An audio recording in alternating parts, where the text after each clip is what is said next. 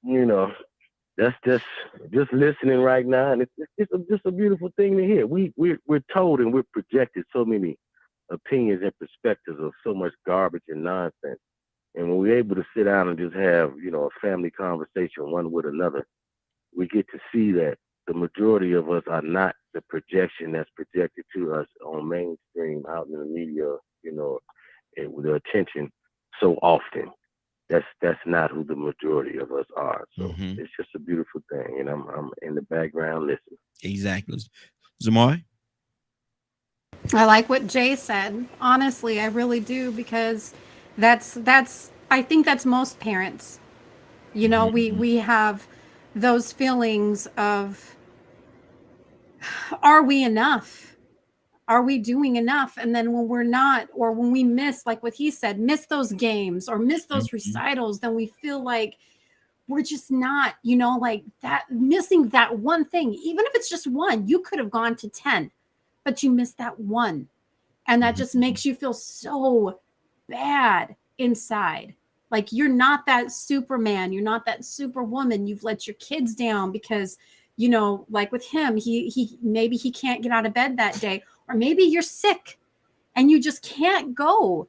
And it just makes you feel like you are the worst parent in the world. And oh my gosh, this is going to ruin everything for their future because I didn't go to that one thing, and it's going to affect them so bad because I wasn't there for that one thing. And 10 years from now, when they're off to college or whatever, it's going to come back to haunt me. But you know what? Kids are so resilient that they will understand later on. Mom, Dad, I know why you weren't there. I never even worried about that. That wasn't even on my thought. I know you were there in every other way that you could be there for me, and I love you. Yes. But we don't see that right now because we're dealing with that, that Superman or Superwoman idea that we have to have for our kids because we're that stronghold for them. I'm going to get teary-eyed thinking about this because it is hard. Like our kids see us in such an amazing way. Like we're superheroes. They really do. And so that invisible pain, I think as a parent, that is the biggest thing we deal with is disappointing our kids. And I had to learn that, like even with just, the idea of the perfect mom. Okay, because we've got Pinterest and we've got all of these social media sources where you have all these ideas of what being the perfect parent is, creating the perfect birthday party, creating the perfect meals, creating the perfect environment. And then you go and you try to do that and maybe you can't because of money, or you're just not, it's just not who you are naturally. You're not going to be that perfect mom, but then you see those things, or that perfect dad, but you see all this stuff out on social media and we feel like we can't ever measure up to that. But what I had to learn was all those perfect moments that you see online, it's one moment. It's not every day, all day. It's one moment. It's these people that are online somewhere putting out this persona of perfection that is unobtainable. We can't beat that. The best thing, perfection for us. And this is where getting rid of that pain, of not being good enough, not measuring up. This is where we kind of get to silence that voice a little bit, is we love our kids.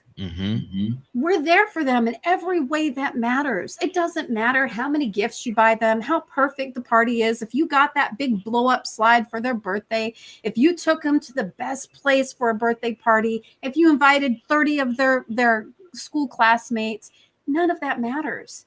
And I had to get rid of all of that and kind of reassess how to do things. And, I tried to do the big birthday parties, but what I realized at the end of the day, my kids aren't going to remember that. What they're going to remember is mom and dad were there. Mom and dad loved them. Mom and dad gave them that happy birthday song and celebrated with them. And that's all that matters. It doesn't matter about the 30 other kids that came. It's the family. It's being present in the moment for them. And so, yes, I still obviously very much so struggle with certain things when it comes to parenting, measuring up, being good enough, being enough, and dealing with those shortcomings. But at the same time, I'm like, but you know what? I know I'm doing the best that I can. And I know I love my kids. Absolutely. And my kids know that I love them. Absolutely.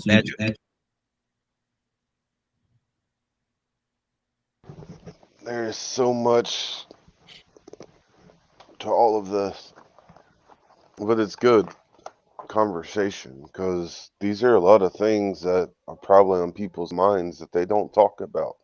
They might with a therapist, they might with a handful of friends, but these are things that a lot, like, I know a lot of people that are really torn up by the way our society is.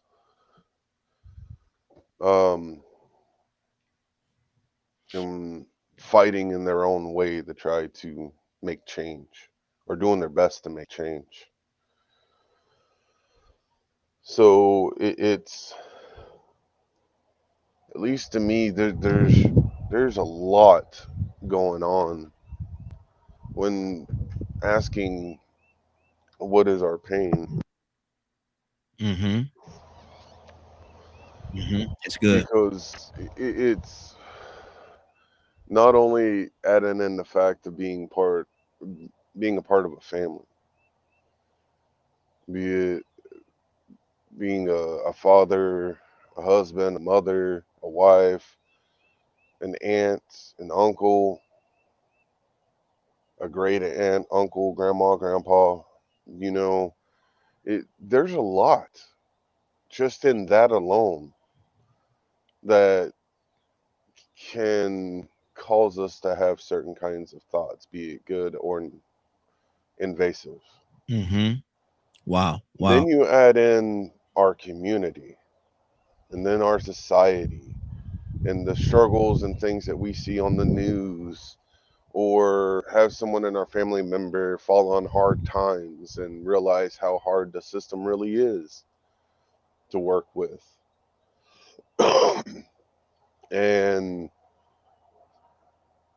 there's so many facets to these levels of the word that you're using, pain.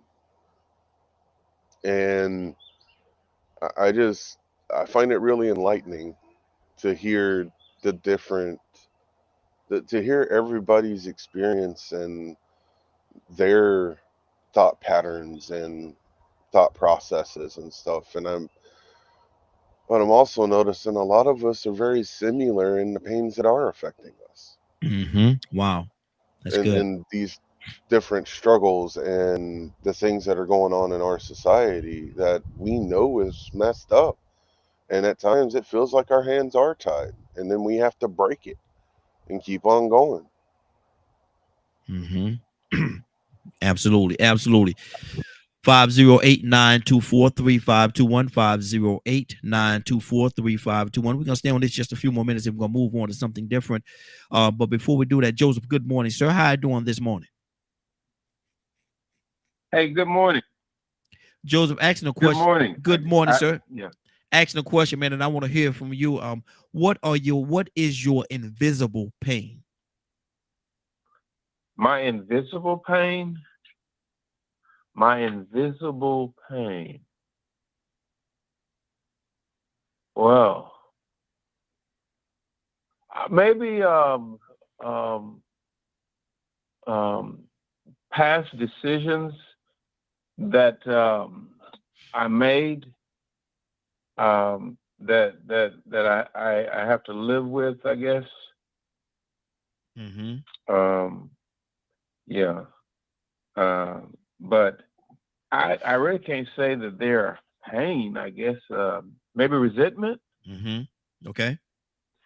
But I can't count it as pain. In fact, I count it as strength or building blocks, something that helped me to become who I am. You know, I think if I had a chance to do some things over again, I probably would have made a different decision. But I'm not sure if I would have turned out the way I did if I go back and make, you know, some different decisions. So I'm not sure. I wouldn't call it pain. I don't know. I don't think I have. I have some resentment.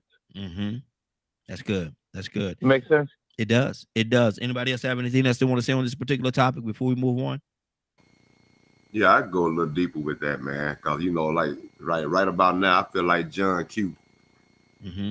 Wow. Since I talked to Toya last night and heard what was going on, and it sort of sounded identical with what's going on with my son. You know what I'm saying? And seeing that tyrannical parent has accomplices, and they're getting a kick out of it. They have an agenda. Yeah. And that agenda completely destroys that child. And these are adults. So you feel helpless, man. Like I said, I feel like John Q. I mean, on the outside looking in, y'all hear her pain, y'all hear my pain, y'all see me cry, but y'all just don't know how close. Y'all just don't know really how close some of these people are close to coming to having to deal with something in a way that they don't want to. I mean, I some of the things that I've done and that have gone through my mind, that if I went through with it, oh man, there'll be some bad consequences if I get caught, but I probably won't get caught. That's how bad I want to do it. Some people don't understand that pain. They don't understand that, we might wake up one morning and hear that Rico went down to Florida and destroyed some people. He must have really been fed up, but y'all don't really get it, how tired my hands feel. So now you hear Toya talking about it, and she see it, and she ain't even a father. Imagine being a father, and you got to go to court to do what a father should naturally have the right to do. That is so frustrating. I want to kill some people because I know what the agenda is, and I know what the purpose is. And I'm looking at these numbers. I'm looking at these prison rate numbers, and I'm looking at the black males just surpassing everybody when we such a small number. And I'm looking at her nephew and my son and knowing that they probably got a better chance of being one of them statistics. Based off of all of these things that's keeping me and preventing me from saving my son as a father, the only natural right that I should have. Oh, we can't let you know about what's going on with him in school because you ain't on the list. But I'm paying child support and I'm on the birth certificate and I did everything the system told me to do. And they telling me that you still can't be the daddy you supposed to be. In the meantime, your child is sitting around here being vulnerable, manipulated, neglected, and abused, taken advantage of and used as a pawn. Destroyed mentally. Like Toya said, writing like a 6-year-old at 16 and just completely lost. Don't know which way is up, trying to figure their way out, but ain't nobody putting no time into them to know what it takes in life to be resilient, to be rewarded when you do something right. I mean, man, I got so many invisible pains, trying to have relationships with my parents and still never being able to have that relationship, a normal relationship that a child would have with their mother and father. You know what I'm saying? Now I'm still in a situation now. I almost called my mom and dad a couple of days ago and told them just to let them know, look, man, I love y'all, but I accept the fact that we ain't gonna never be as close as the way we should be. But I just want y'all to know that I ain't got nothing against you. You know what I'm saying? I appreciate y'all for bringing me into this world because that's pretty much the most that y'all did. So my invisible pain is seeing, elderly people and children, vulnerable people being manipulated and taken advantage of and abused, and nobody being able to know nothing in place to really save these people when we know that there can be things put in place to prevent this stuff. But it's all about money. That's one of my invisible pains. That's probably one of my biggest invisible pains. And that's just on the end of feeling helpless. But the other invisible pain is the guilty conscience. Yeah. I also have to reckon so much because of the way my conscience works, that I still find myself feeling guilty for things that I did in the past to other people. Secrets that I still have to live with, you know what I'm saying? And I made a deal with the creator that, you know what I'm saying, if it was meant for me to do this and get away with it, I'd deal with him if he allowed me to get away with it. And I got away with it, and I got the answer for these one day, but my conscience bothers me. Sometimes I see people and I know what I did to them. Wow. Sometimes they don't know I'm the one that did it. Mm-hmm. And I just think to myself, oh man, wow. I mean, how can I apologize for that? How can I make that up? Because it's hard for me to deal with the fact that I did some of these things in the past, my conscience, you know. So I mean, it's, you know, regrets, man, all these different things that, you know, when you start talking about invisible pain, you know, I'm pretty sure a lot of people do have invisible pain, but they get over it a lot easier. But me, it's hard for me because, like I said, I feel guilty about stuff that I did when I was young and foolish. Yeah. Some people might say, hey, you were young and foolish. We ain't thinking about that, but I still know the impact that it had. I may even notice the impact that it had in you subconsciously, and you don't even realize the change that it made in you. Yeah. Yeah. Mm-hmm. Exactly. Exactly. Wow. 508-924-3521. 508-924-3521. Jay, you wanted to say something, brother? Talk to me. I certainly did, and I'm on board with Rico and my good sister Toya with the T, because it's very hard and it's very painful when you're as Rico was saying, and this touches me close to home because I went to jail for this. I you know, when I got hurt from my car accident because I had child support and they looked at me as a neglected father, even though I was already paying child support. She took me to court for child support so she can get more. And she actually ended up getting less, and I was still paying it. But when I got hurt, I wasn't working. No one told the court system that I was working and stuff like that. So I went to jail for a month and a half. Wow. Before they even found out, oh, he was hurt, or let him out, because they thought that I was going to sue them because my leg busted open in the jail. Then they let me out, and then they said, okay, well, we'll do something else. Well, we get you on Social Security and things like that. But it's so difficult when, you know, you're trying to be the good father, as I was saying earlier. You're trying to be, like I said, Superman. You're trying to be the guy that your father or your dad, your donor, I'll say it that way, your donor wasn't. You try to be different. You try to be a different dude or a different person. And other people's decisions or other people's actions deter you or force you in a way to do things that are or make you want to, you know, do things that'll put you in jail for murder, if you will, or you know, getting, you know, doing drive-bys, as my good friend Toy with the T would say. It's difficult and it's painful and it's hurtful. But at the end of the day, like the young lady just said earlier, your kids, my children are older now. They're wise enough to know daddy loves you and daddy is there when he can be. Every time daddy gets a chance, he's there. Every time daddy has a dime, a nickel, he sends it. Why? Because I love you and because I want you to know that, you know what, there's somebody in this world. I know you have mom, and I know you have mom's family. I know you have your sister or your brother, whoever, but you have somebody who cares enough that he will lay down his life for you. And that's me. At the same time, when the people who knew about my father's situation knew how I wanted to be with my children, they used that against me to hurt me. Well, you can't see your kids unless you do this, or I'm not bringing your kids by, or you can't come through, or I need more child support because I see you going out with your new friend or now your wife and things like that, so you can give your kids more money. It's hurtful, and it's the system that continuously and you know, this is not a race thing, but it continuously, as I see it, continuously puts the black man down to keep us, you know, seen as the nemesis, if you will, or the evil one, the one who the deadbeat daddy who don't care about his kids, who doesn't want to do anything but cares about himself. That's painful and it's hurtful, and that is in itself is an invisible pain because you're trying your best to do right. You know, I'm saved. I'm trying to live right by God and please him. You're trying your best, but there's the adversary. There you go, Father. Thank you. The adversary is always trying to deframe you, if you will, or you seem less than, or seem like you're the worst person or the worst character that God has ever created. And that right there hurts to the point where, as a man, you know, a God-fearing man, I'm willing to do anything for my children. I'll lay down my life today for any one of them.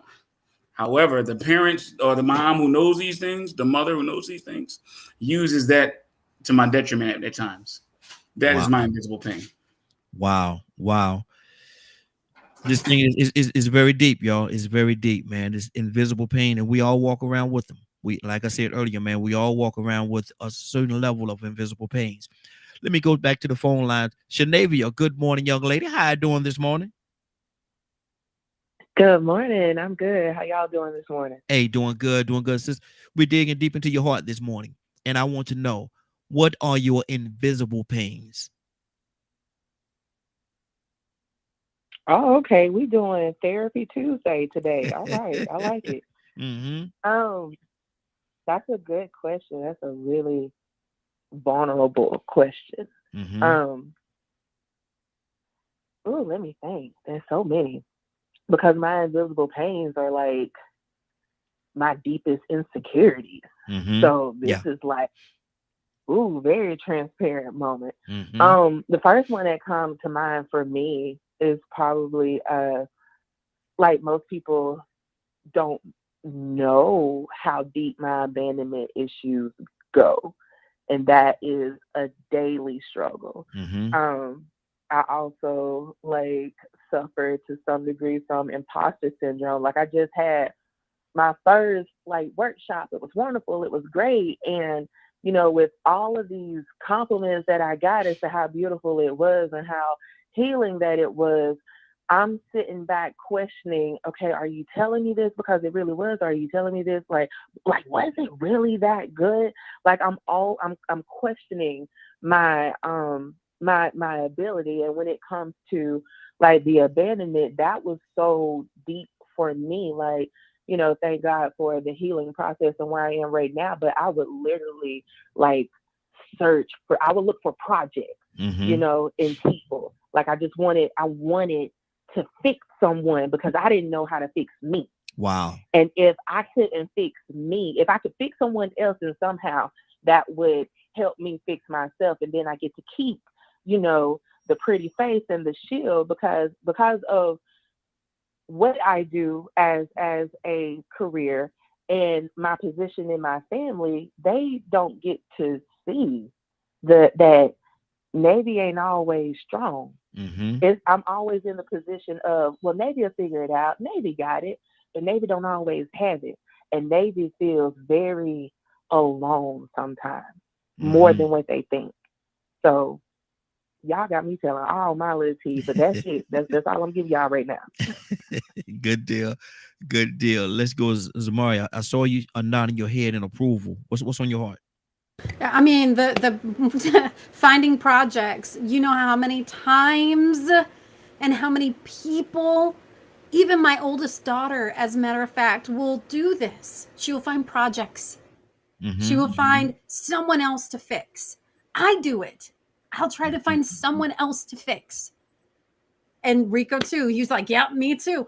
You find someone else. And Jay, see, we all do it. We all do it. We try to find someone else to fix because we feel like if we can fix even just one part of that person, that somehow it's going to fix us, right? It's going to help us in some way, or we don't have to even deal with what we need to work on. We did that over there. That's a good thing we did.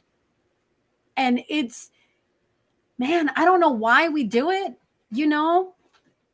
And I don't know. I maybe it's because we're so broken, and if we can help fix somebody else, then it helps to make us feel better about what's broken inside us, but we're not really fixing or acknowledging what's broken in us.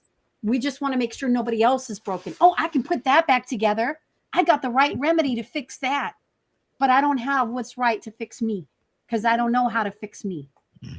So, you know, I love Navy. I actually, you know, I don't know if she just deals with kids or not, but I told my husband the other day, I need to figure out if Navy works with adults too, or if she just works with kids, because I need her number. Her and I need to talk for real. Yeah, I was just thinking to myself, she just gave me some free therapy then, man. I might have to send her a couple of bones. Yeah. Exactly. Man, we're gonna stay here just a few more minutes, man. I didn't really intend on staying on this particular topic this long, but I think this is helping. And y'all just said it, man. Navy came in, man. She just, you know, man, look, she didn't even go to the batter's box, man. They just threw a ball in her direction and she knocked it out the pen from the bullpen. She just hit the ball, knocked it out the ball.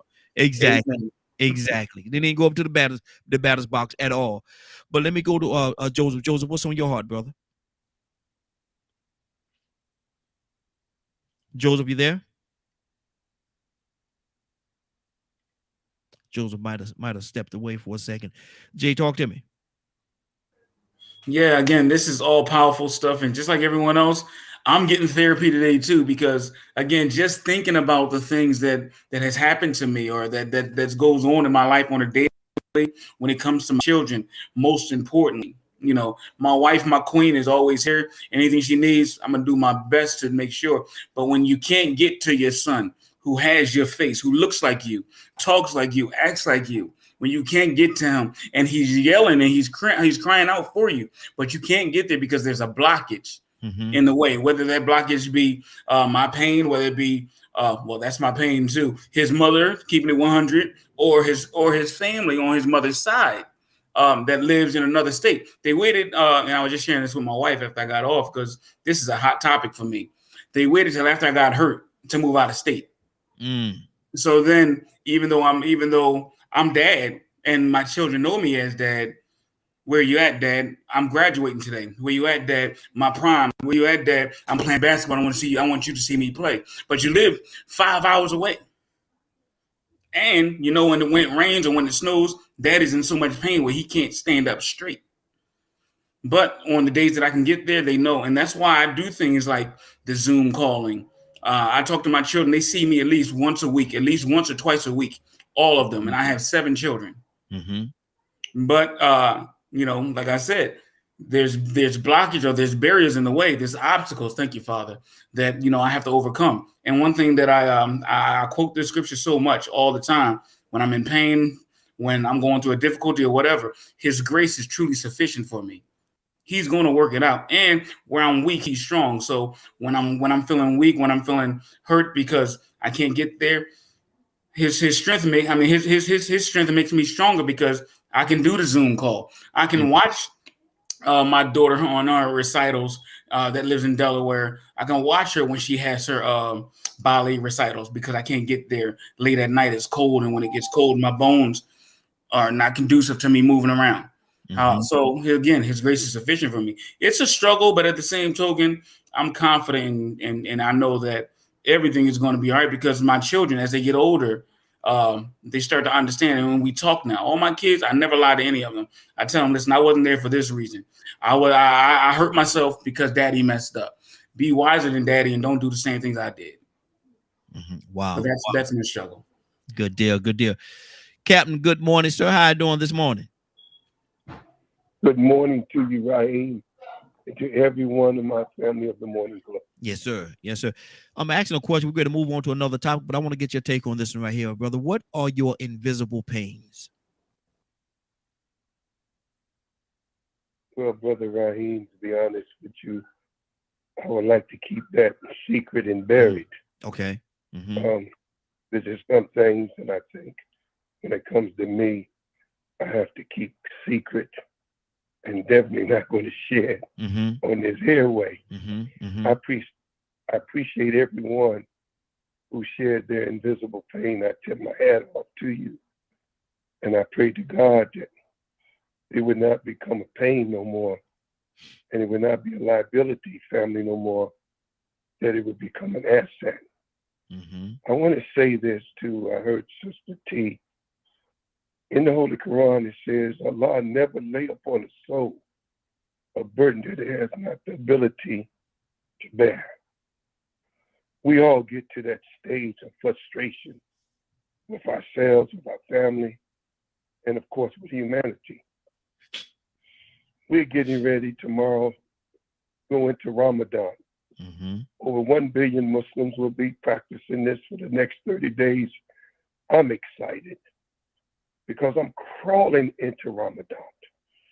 And when you go into Ramadan, you're going in where you're going to not eat or drink nothing during the daylight hours.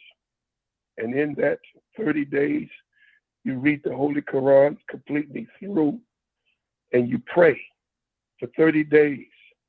And then the only time you eat is when the sun sets, and then you wait till the next day. It's a cleansing. It helps me, family, to know that there are some things I can't handle. I got to put it on God. I got to lay it at his doorstep. The frustration that every one of you express, I have the same frustration. So I'm looking forward tomorrow to start the day of Ramadan. and get my mind back with God, because only God can judge me. Only God can change this reality. And if I put my life and my hands and my goals and my aspirations in his hand, I can't lose. I can't lose. Yeah. If I put it in man's hand, I'm in trouble. Every time. If I try to lean on my own understanding, I'm in trouble. Because I can't deal with it like everybody else is. I can be honest with you on that level. I need God in my life every second. Because if I don't, I'll be like Rico. You ain't the only one, Rico, that thinks the kind of thoughts that you think. Sister T, you're not the only one. We all have thoughts of things that we would like to do to whoever, to individuals, or sometimes maybe to ourselves. Man, I keep myself close to God. Yeah. That's what I have in my heart. Right? Good deal. Good deal. Navy? Yes, sir. What's on your heart, sis? We're ready to transition over to our next topic, but I want to hear, you came in and you knocked it out the park, man, because we're going to end this particular topic with you. What's on your heart? Oh, I don't know if I have anything else to add to it. Like, I don't know if Therapy Tuesday is a thing, but definitely feels like it today. So that's it. We can keep the train rolling. I don't know if I have anything else to add. Good deal. Good deal. Well, I did want to ask her one thing. Go ahead. Because, when you said that about the invisible pain, the first thing I thought about with Navy was the patients that she had that were children. She mentioned one time that having patients that were children and then realizing that the parents were the problem, but the parents were in denial and refusing to get that help, knowing that those children got to go back into that situation, and there's nothing she could do about it. I mean, I can't speak for her, but I can imagine being in her shoes that she probably sees a lot of instances, not just in her office, but just out and about in society, seeing different people interacting with their children and being able to identify behaviors and things that are probably worse out of her eyesight. So I wanted to ask her about that part of it, you know what I'm saying? Because she took us there with the personal thing, which I said that hit home with me. But, I wanted to ask her about the professional end of it, when she has that invisible pain on the professional side. Navy? Oh, for sure. And I'm also the type of person to where even if I am out in public, one of the gifts that I know that for whatever reason God has blessed me with is to be able to build relationship and rapport with people pretty quick. Like, I don't know what it is. Like, people just like, oh, you just have such an inviting face. And I'm like, okay, cool. So if I see something going on in public, like I have literally been able to walk over to the kid because, they were staring anyway, either they were playing with me a few aisles over. And, I'm allowed to kind of like intervene, and not in such a way of chastising the mom, the dad, or whoever that they're with in the store, like real life. Like, my mom will literally call and be like, hey, my neighbor got this situation going on. I was telling her about you. And before we know it, we're having a whole therapy session over the phone. Never even met you, but just because my mom knows you. But when it comes to those parents that come into my office, like, it does stick with me, and I'm always wondering, like, did I say enough? Did I do enough? And will this kid get the help that he or she deserves and needs? And more importantly, will this parent allow this child to get the help that they need and deserve, and get them some help as well? Like, I don't bite my tongue. If anybody that works with me, I don't bite my tongue when it comes to this healing thing, but I'm also very nurturing in it because I know it's gonna be some hard truths and some hard pills. And I tell my parents all the time, what I'm about to say to you is not an attack on your character. It's just going to be an uncomfortable truth for you. And sometimes, now, the person that we were talking about a few months ago, I know which one you talking about, Rico, but I mean, she has made an appointment now for her kids, for them to start coming back, but she had to sit with that uncomfortable truth. Just like all of us, when somebody tell us something, as my grandma used to say, when somebody used to sit our soup outside the door, we don't like that. We don't want to hear that because we feel like it's a personal attack. But you don't know what you don't know. And a lot of us are carrying so much generational hurt. It's always been done this way. So this is the only way that I know to do it until somebody tells me something different, and then I feel attacked.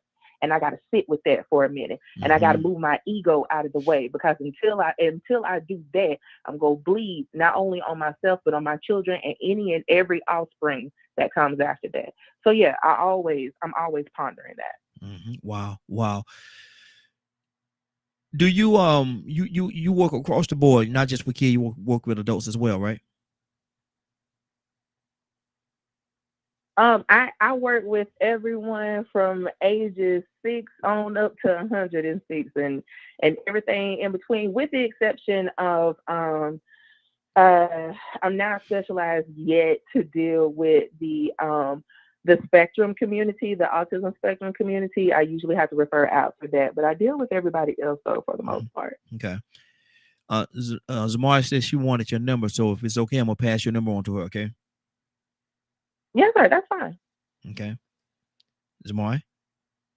Good. Yeah, I'll text you, Navy, and that way you know it's me once I have your number, and then just let me know what works for you, because I really would love to work with you. I really would. I'm gonna give you a heads up. She busy. She busy, Oh. man. She hot demand. I can imagine she is, but just listening to her on here so many times, and like I said, I told my husband a couple of days back after she had mentioned something about we just mentioned it again on here. I think Rico mentioned it about how parents don't want to deal with, when she had said, when she goes at the parents and says, well, you're the problem. And that was a gut punch for me. And it's like, I feel that though. Like I really do, like that, because our pain, our trauma, our life experiences, things that we've gone through in life. And I'm actually putting this in this story that I'm writing, this book that I'm working on, about how my choices or my experiences have trickled down to my kids and have affected my children. And I didn't mean for that to happen, but it absolutely has happened. And now I have to go back and dish out those heartfelt apologies, because I've created a damage in them that was completely unintentional. But if she can find the time, and I know you're busy, Navy, I know you are, but if you can find the time, I will pay you, but I would absolutely love to work with you. Good deal. Ryan, I think Ryan's back on the line. Ryan, what's on your heart before we switch topics?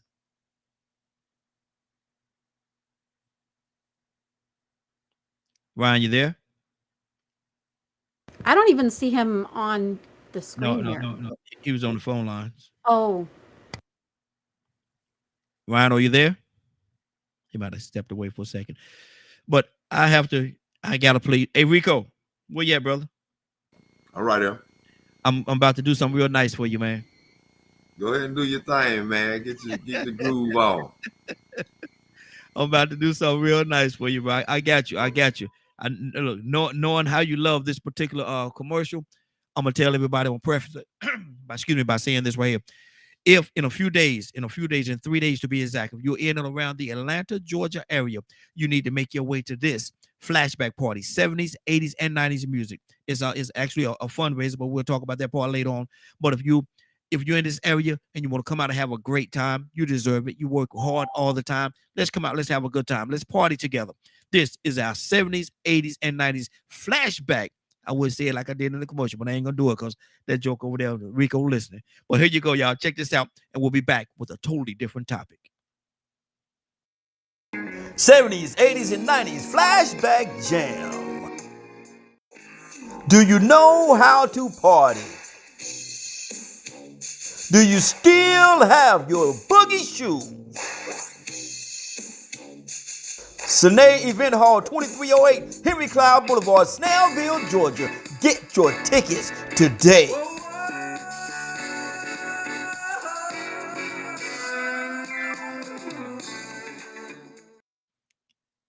Now I see y'all over there bouncing. The music in the background was good, wasn't it? Yeah, had y'all ready to do the cha-cha and all that, the two-step. Boy, y'all was ready to, man, look, y'all need to get to this party Friday. I'm telling you, man. I saw y'all moving. Y'all can't hide it. You bring the cha-cha back, man? 70s, 80s, and 90s. We look at here, man. Look at y'all need to get to this party Friday, man. Starting at 8 o'clock. So y'all, you look at 8 o'clock to 12 midnight. You know, I know y'all you get a certain age, you can't stay out too late. So we're gonna shut it down about 12 o'clock. We'll shut it down. We gotta go find some troops, some British night shoes. Yes, sir. Some Dexters. Man, look here. I'm gonna give me some stacks, man. I'm walking in there with some stacks. I'm trying to find them right now. I found a place I can actually order them, man, but I don't know if they get here in time. Off Amazon, some stacks, man. I want some stacks with different colors on them. Y'all don't know nothing about that, man. But listen, we about to change the topic, and Zamari, I'm gonna start this one off with you. We're talking about schools and what they're teaching in schools. This particular topic right here could be a little sticky, but should schools teach children sex education, and if so, how far should they go with it? Dude. Okay. So I believe, I could be mistaken. I always like to preface it with that. I could be wrong, but I believe at one point it was called health class. It was part of the health sciences in school. Yeah. And then they separated it and they just had sex ed. And sex ed, when I was in school anyway, I believe it was like not even a regular course that you took. It was 1 or 2 days of it. They talked over a couple of talking points, a couple of things, and that was it. And you still walked away with more questions than answers a lot of the time. Do I think they should teach it? I think yes, I do. And I'll tell you why. Because there are a lot of parents at home who do not have those talks because it's an uncomfortable topic. Yeah. Because they feel like if they even mention the word sex, that their kids are instantly going to go out and do it. Right? I have over the years and over time, I maybe not perfectly, right? But to the best of my abilities and age appropriate, of course, I have talked to my children about sex, about their bodies, about all of those things, right? To the best of my abilities. I'm very open with my kids because I understand if I don't tell them these things, somebody else is going to. And if I don't tell them these things, then they might go out and get themselves in a situation that is less than desirable for them. So I believe, yes, it should be taught. To what extent should it be taught? That's something else, because what's good for my kids might not be good for somebody else. Maybe maturity wise, they're not at that same place where they can handle the same type of information. And this is where we get into the one size fits all category, because when they're in a sex ed class, it's going to be one size fits all. That's how they teach. And it doesn't work like that. Cookie cutter. So very cookie cutter, right? And it's the same in all of the programs in school, math, history, all of that. It's all very cookie cutter. So that's kind of a sticky place, because I really don't know where you draw the line and where the line is crossed when it comes to that teaching. Wow. Jay, what do you say to that, man? Should schools teach sex education? And if so, to what level? To what degree should they go? Absolutely should teach it. Absolutely. 1,000,000% should teach it. Now, like the young lady just said, to what extent? Each and every one of us are different. Every man, woman, boy, and girl, we're all different. We all think differently. We all have our own expectations, if you will, about life, about whatever, based on how we were raised. Now, again, like her, when I was younger, they had health class. Health class, there was about a week where they would talk a lot, or a day or two. Like she said, they would talk about a lot of different things. They would ask, general questions, but they would show a lot of videos, which would leave the children or the students still with more questions. So then they would go home and ask mom or ask their buddies or ask someone older about those questions and not ask the teacher because maybe they feel uncomfortable. And then they get the wrong idea or they get a cookie cutter answer. They go out and they mess themselves up or find themselves in a bad situation. I think it absolutely should be taught. There should be, a separate class, or maybe just like they do with calculus, with history, with all those. There should be a certain curriculum that you have to take in order to graduate, because kids are being pregnant in 7th grade, 8th grade, 9th grade, 10th grade, because they, whatever their family circumstance is and situation is, they learned from. I learned, honestly and truly, I learned about sex. I mean, I had the sex ed class and all that, but I learned about sex from my uncles, or male chauvinist people, from my brothers, from my cousins, who are all around my age, a little bit older, and they giving me all these superficial or made up ideas on what sex is, on how to go about and what to do and all these other things, which left me clueless for some time. Until I was old enough to really pick up a book and really research and find out for myself. I was living off of what cousin told me, what uncle told me, how good uncle told me I needed to do, or what I needed to say, how I needed to do things, which left me in a bad situation for a while until I got myself out of it. So it should definitely be taught, and not just for a week, not just for a day. It should be a whole semester, just like everything else in college. It should be taught very extensively. That's my opinion. Good deal. Navy, what is your stance on this? Should it be taught? And if so, to what level? Absolutely. I mean, I'm in agreement with everyone else, but the way that it was offered, to me, it was an elective that we, if you wanted to take it, you could, but it was it was through our health class. So, but there was portions in the health class, of course, whenever you talk about the anatomy, and then you get into the sex education part, and that was an elective for me. I want to say I was like in the 5th or 6th grade. And for those reasons, talking about sex, like Zamari said earlier, I don't know why it is that parents, we sometimes, I say we, like I'm a parent, but it's like we automatically think that if we start talking about it, then they're gonna go out and just start humping. Well, first of all, they probably already doing it anyway. Let's just start with that. Secondly, did she say don't humping? Let them know how to safely do it and give them the knowledge and the information, because that's why we had 2 girls that was pregnant in the 6th grade whenever I was coming up. When I walked across my high school graduation stage, we had 8 girls that were pregnant. Wow. So, when you don't have those conversations and they just having to learn about it from their peers who, Lord, we don't know nothing. We don't know nothing about nothing. And then, it just continues on the misinformation. And Lord, heaven forbid if we open up, like back in the day, for me, it was Marie Claire.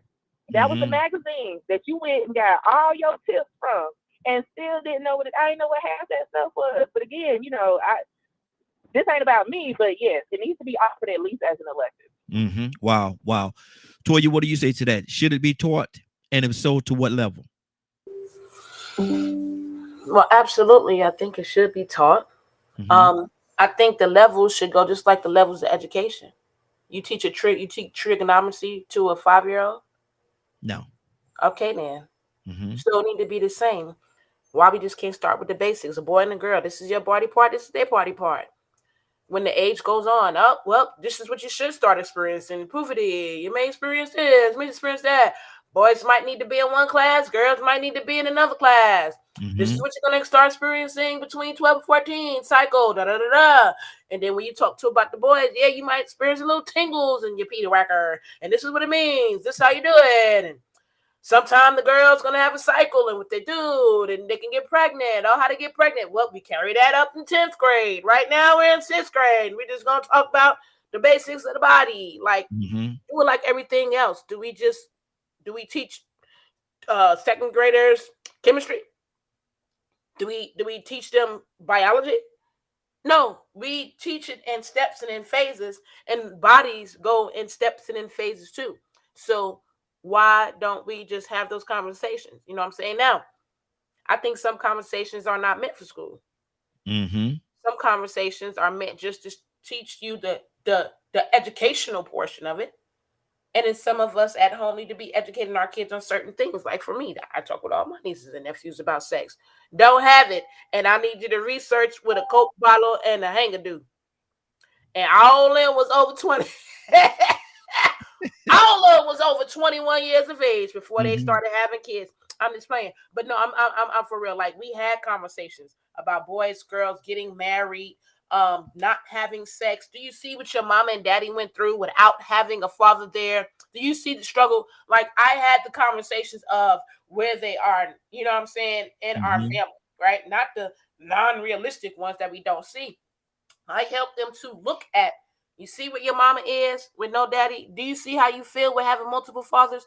Do you want your kids to feel like that? We're not going to, no kids till 35. What are you doing? Who are you talking to? What your girlfriend name is? I need to meet her. See, all of those interactions make a difference. Even as a manager, I'm telling your parents, if you're working for me at 16, I don't do boyfriends. I don't do babies, right? So when your child comes to me, we're going to be having these conversations and I'm going to be involved in these all the time. Who's this boy? Who's this girl? What y'all doing? Where y'all going? How y'all going there? You understand what I'm saying? And I think when you become more involved with that, right? It's more than just giving me a book of education saying you got a penis, you got a cootie, don't do, you know what I'm saying? Like we have to be real. All of us probably had sex at 16, 17, and then you turn around and you don't want your kid to do that, but you did it. You know what I'm saying? So it's like we can't run from life, but what you can do is educate you on the values that you need to make sure that you're successful. And I think that's where we drop the ball at, because we're so busy trying to get our kids to not do things, to not do the same things that we did, but we don't want to give them the tools that they need to be absolutely successful, to stay out of those, you know what I'm saying, arenas. Like you don't want your kid to have sex, but you leave them home all day. You work 3 jobs and there's nobody home to make sure, you know, they don't have sex. And they're 16 walking around with other 16-year-olds. Come on with the jokes. You know what I'm saying? So I think that sometimes in life, we want to dictate things to our kids, even though we did it, but we don't have all of the proper tools, and we do not provide them with all of the proper tools necessary for 1, to comprehend it, 2, to execute it, and 3, to recover from it if they get into that situation. Wow, that's good. Rico, talk to me, and that's good. And I got another direction I'm gonna go in a few minutes, but right now, Rico, what do you say to that, man? Should schools teach sex education, and if so, to what level? Yeah, it's steps to it. You know, first off, sometimes you have to teach them their organs. You know, I was telling you about the little boy that didn't even know how to hold his own little thing when he had to use the restroom. People going everywhere. Only thing he could do was pull his pants down and just stand there and let it do what it do. I had to teach him, you know what I'm saying? Look, man, hold it.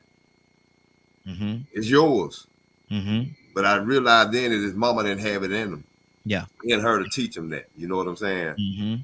You know, sometimes children get introduced to that now. Oh my goodness, I got introduced to it way before I even got a chance to get to school.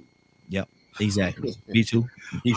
Hustler and Penthouse and all of my daddy's friends, they was my teachers. You know what I'm saying?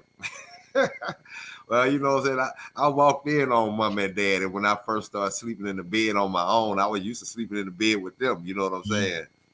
And the first time they put me in the bed on my own, and I got to where I would wake up before they would wake me up, I'm like, man, what they doing? I'm going in here getting in the bed with them.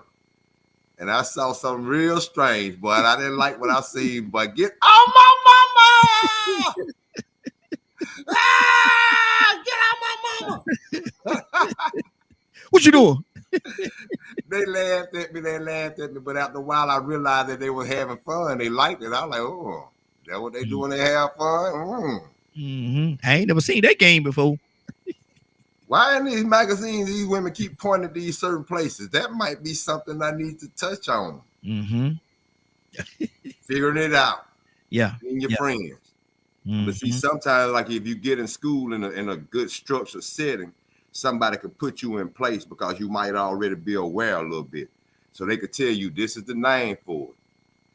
This is urine. This is, I mean, you know, they could teach you the health and hygiene part of it. Why you should bathe. And as you get to certain ages, like Toya said, when you start having puberty, you know, sometimes people go through puberty a little early. You can start introducing it maybe about 10 years old. And counseling it at the same time, you know, because it does, you know, we know the human body. We know the human experience enough by now to know that at certain ages, children will be introduced automatically to certain things that if they not get into it by outside, introduced into it by outside influences, they will internally start or naturally start getting these other urges. Because you can shield a child from a lot of that stuff, be very overprotective. Yeah. And not let them watch anything but G-rated movies, no Disney cartoons. Yep. Because they might see some little funny, strange things in them Disney cartoons too. Mm-hmm. So you can shield them from all those different things. I don't let my children get on YouTube and no social media. I keep them on physical things and reading books and coloring and this and that. You can keep them from that.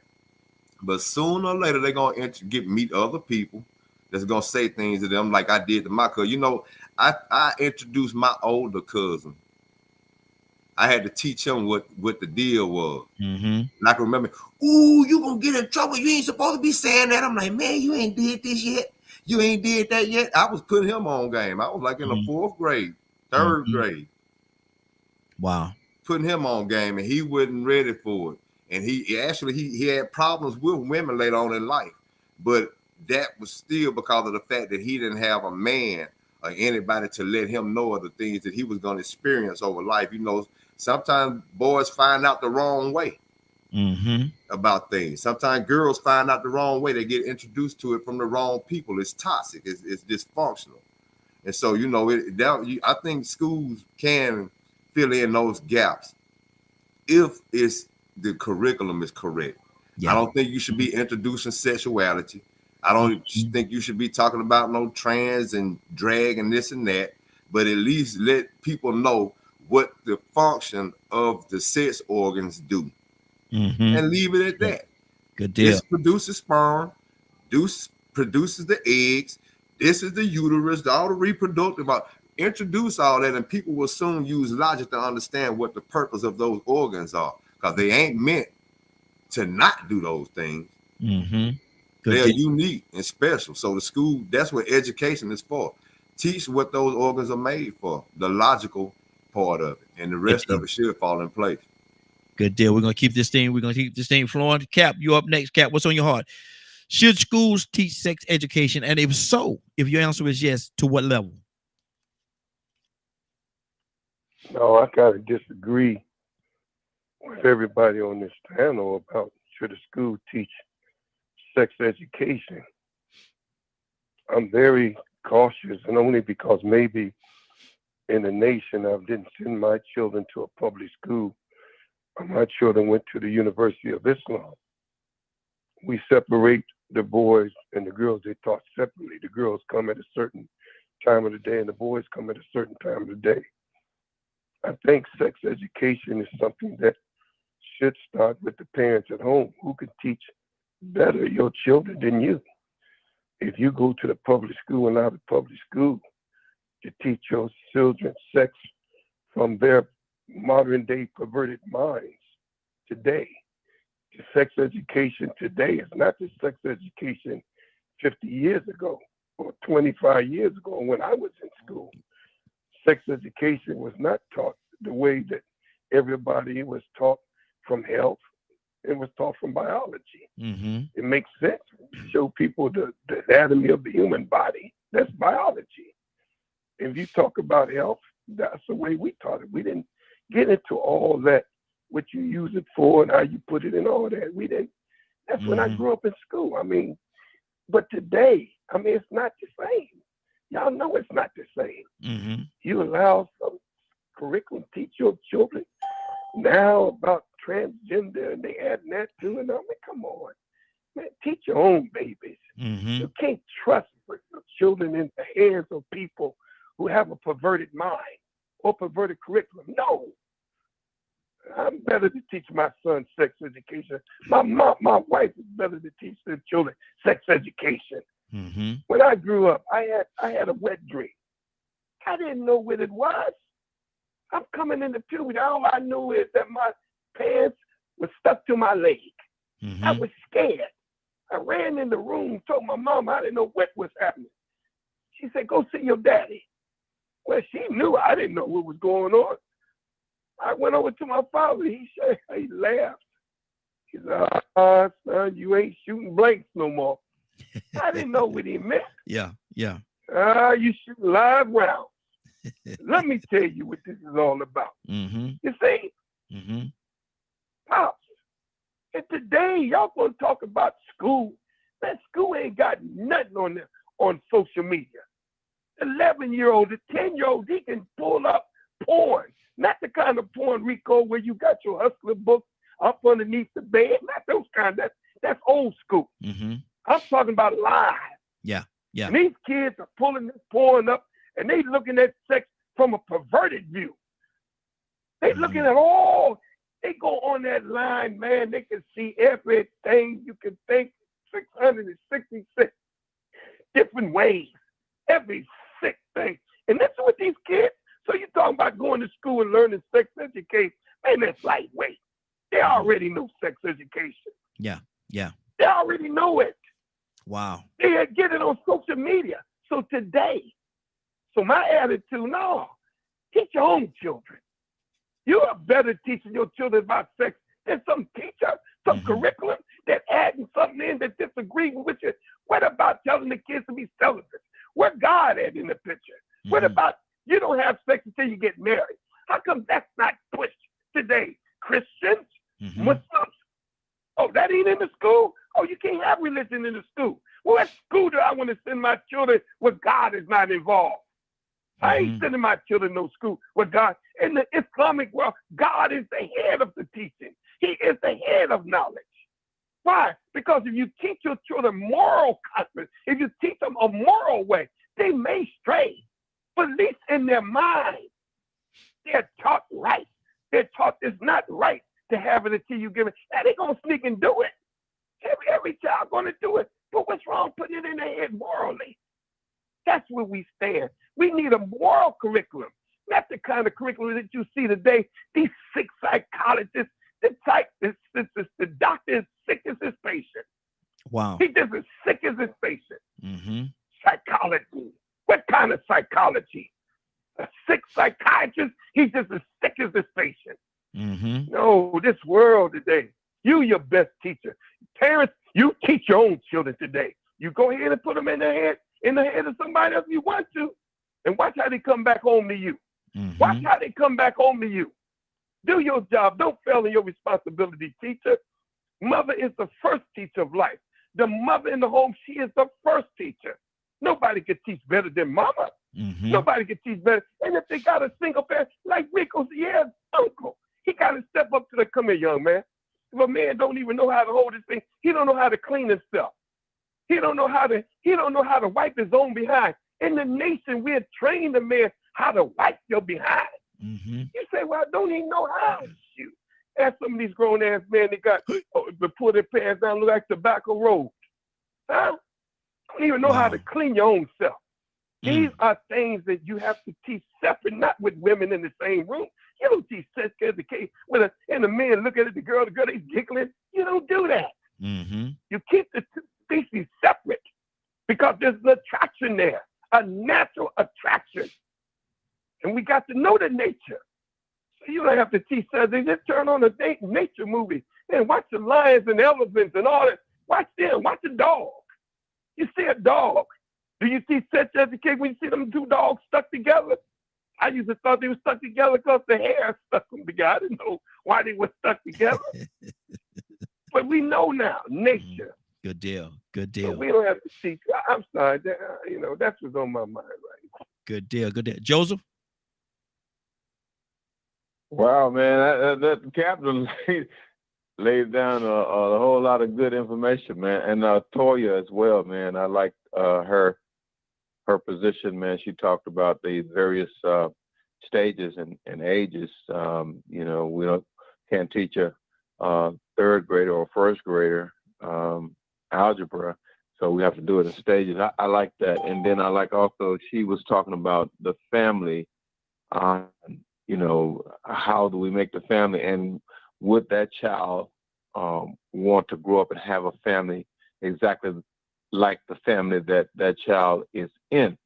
So the challenge, that there's a challenge to for the child to at that age group, and I guess that'll be probably, you know, get into high school where, you know, the question is asked, you know, hey, look, this is what happens when you engage in intercourse, and are you ready for a family?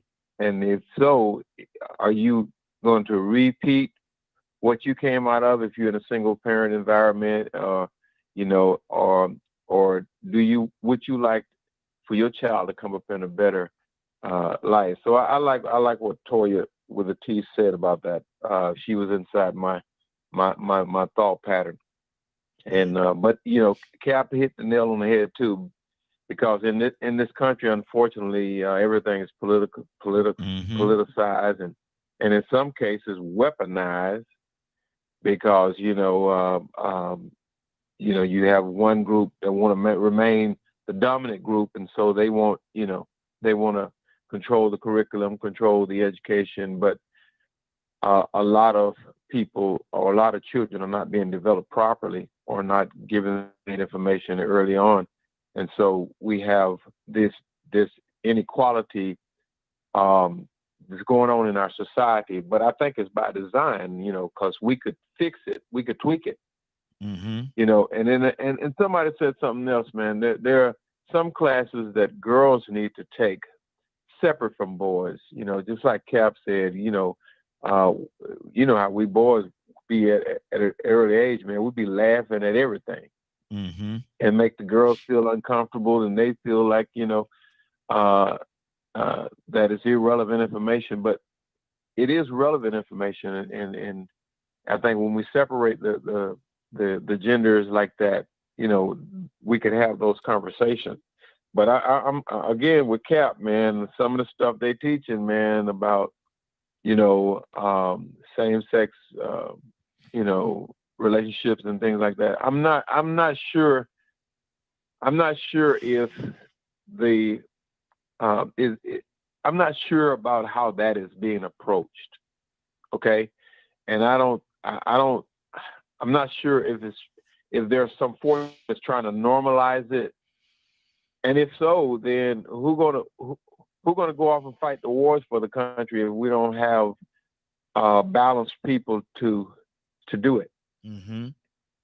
Wow. I mean, but there again, it's weaponized, and you know, the way we do an education in this country, it's not for the good of all Americans. It's not. It never has been, but you know, yeah. But that's where I'm at. Good deal. Badger, what's on your heart, brother? Should they teach sex education? And we're talking about, and welcome TikTok, we're talking about should they teach sex education in schools and public schools? We're talking about public schools, and if so, to what level? I don't think they should teach sex education in school without some kind of psychological teaching to go with it. To teach the effects, the way it can affect the mind, the possible stress, the connection, the way it works. Because sex ed is supposed to be about the biological functionality of the body and how they interact. But I don't remember them teaching how the brain reacts, or the psychological part of it, how it can become addictive because of the hormones that get put out there. I don't remember them teaching any of that stuff. I remember them just teaching the basic of where to put it and the process of what a woman goes through during childbirth and things like that. But I would have loved to have known the psychological effects of those kinds of things. But once again, it's mental health. Do they actually want to spend the money on teaching that? Wow. So I mean, yes, it's something I feel is important to learn, but if we're going to teach it, we got to teach the whole spectrum of it, in my opinion. Okay, that's good. That's good. Ryan, are you back with us? Ryan, are you there? Yeah, I'm here dealing with an issue, but I'm here. Okay. What is your take on this, man? Should they teach sex education in school, quote unquote, public schools, and if so, to what level? One more time. Should they teach sex education in school and in public school, and if so, to what level?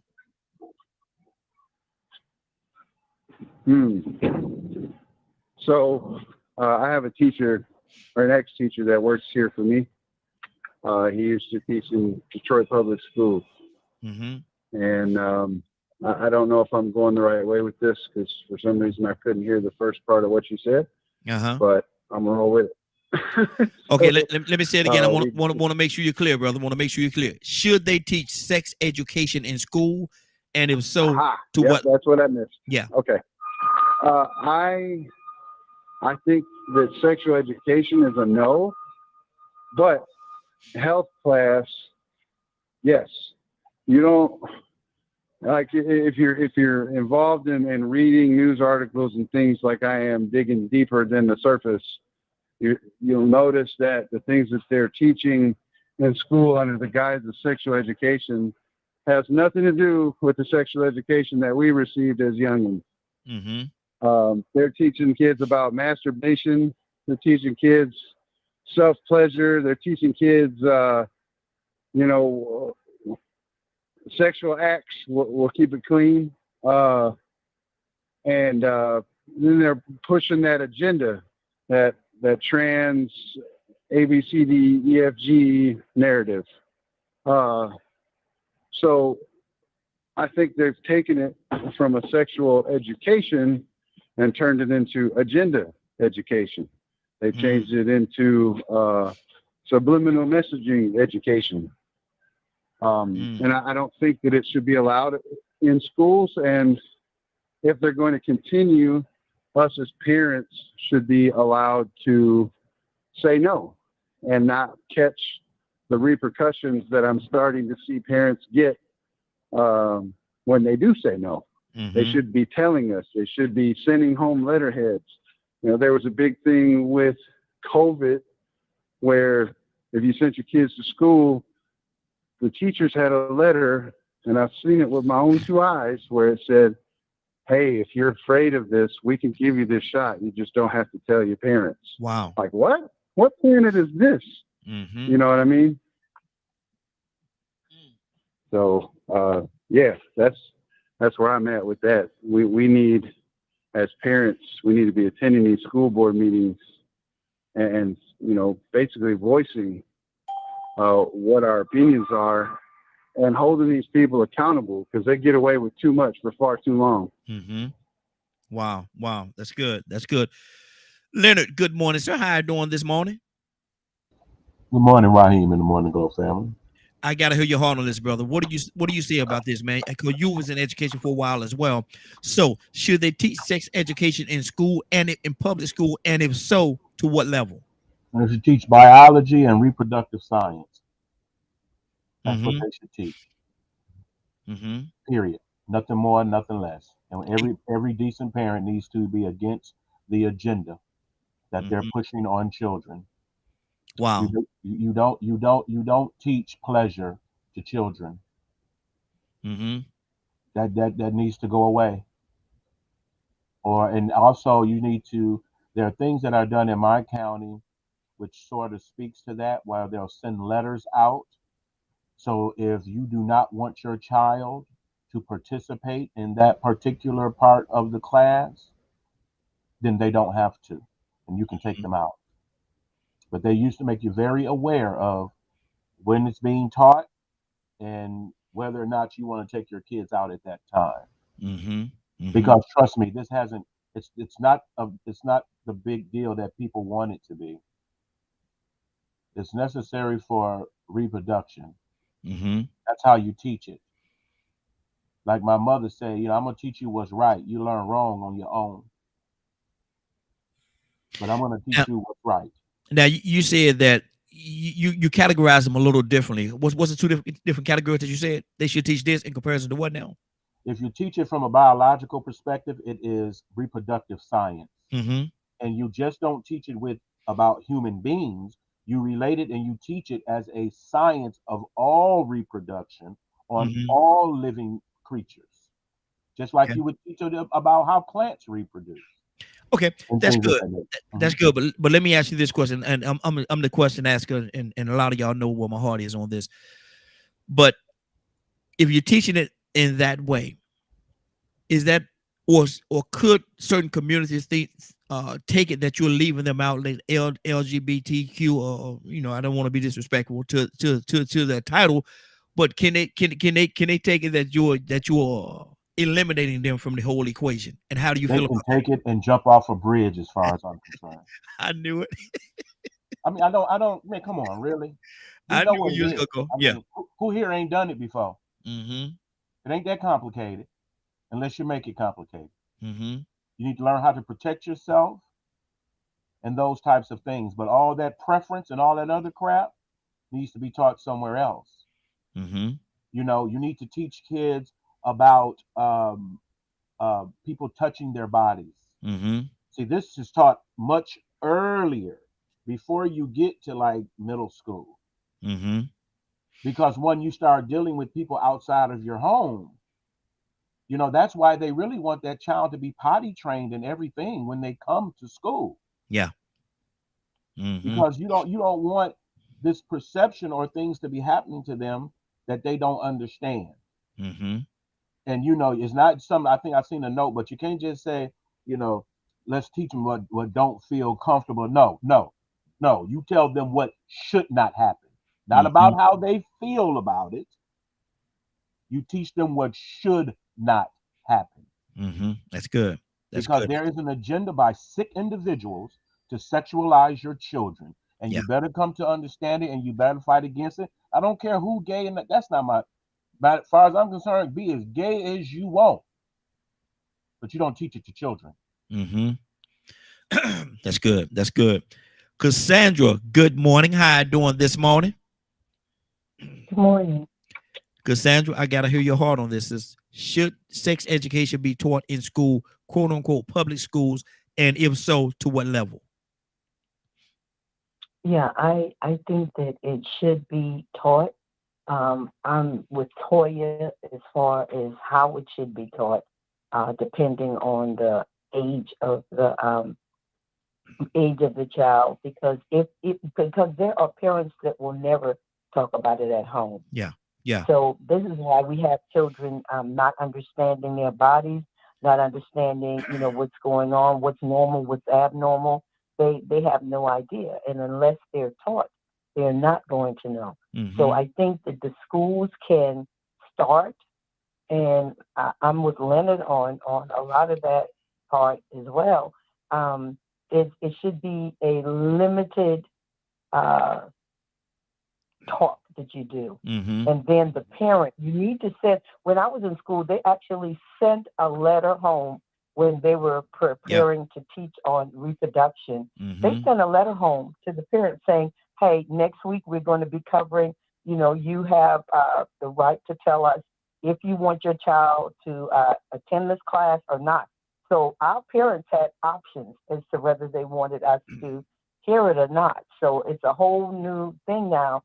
And just really quickly, I want to mention a video that I saw last night, and it was a group of I'll call them millennials, a group of young people, and some of them were teachers, a few of them were doctors.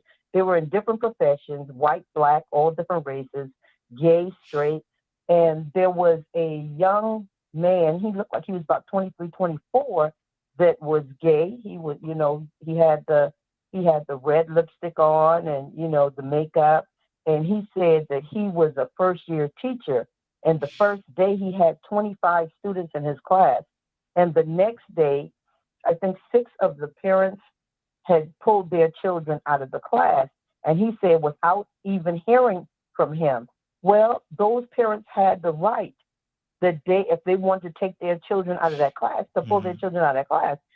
Those parents that don't mind, don't care, then you leave your children in the class.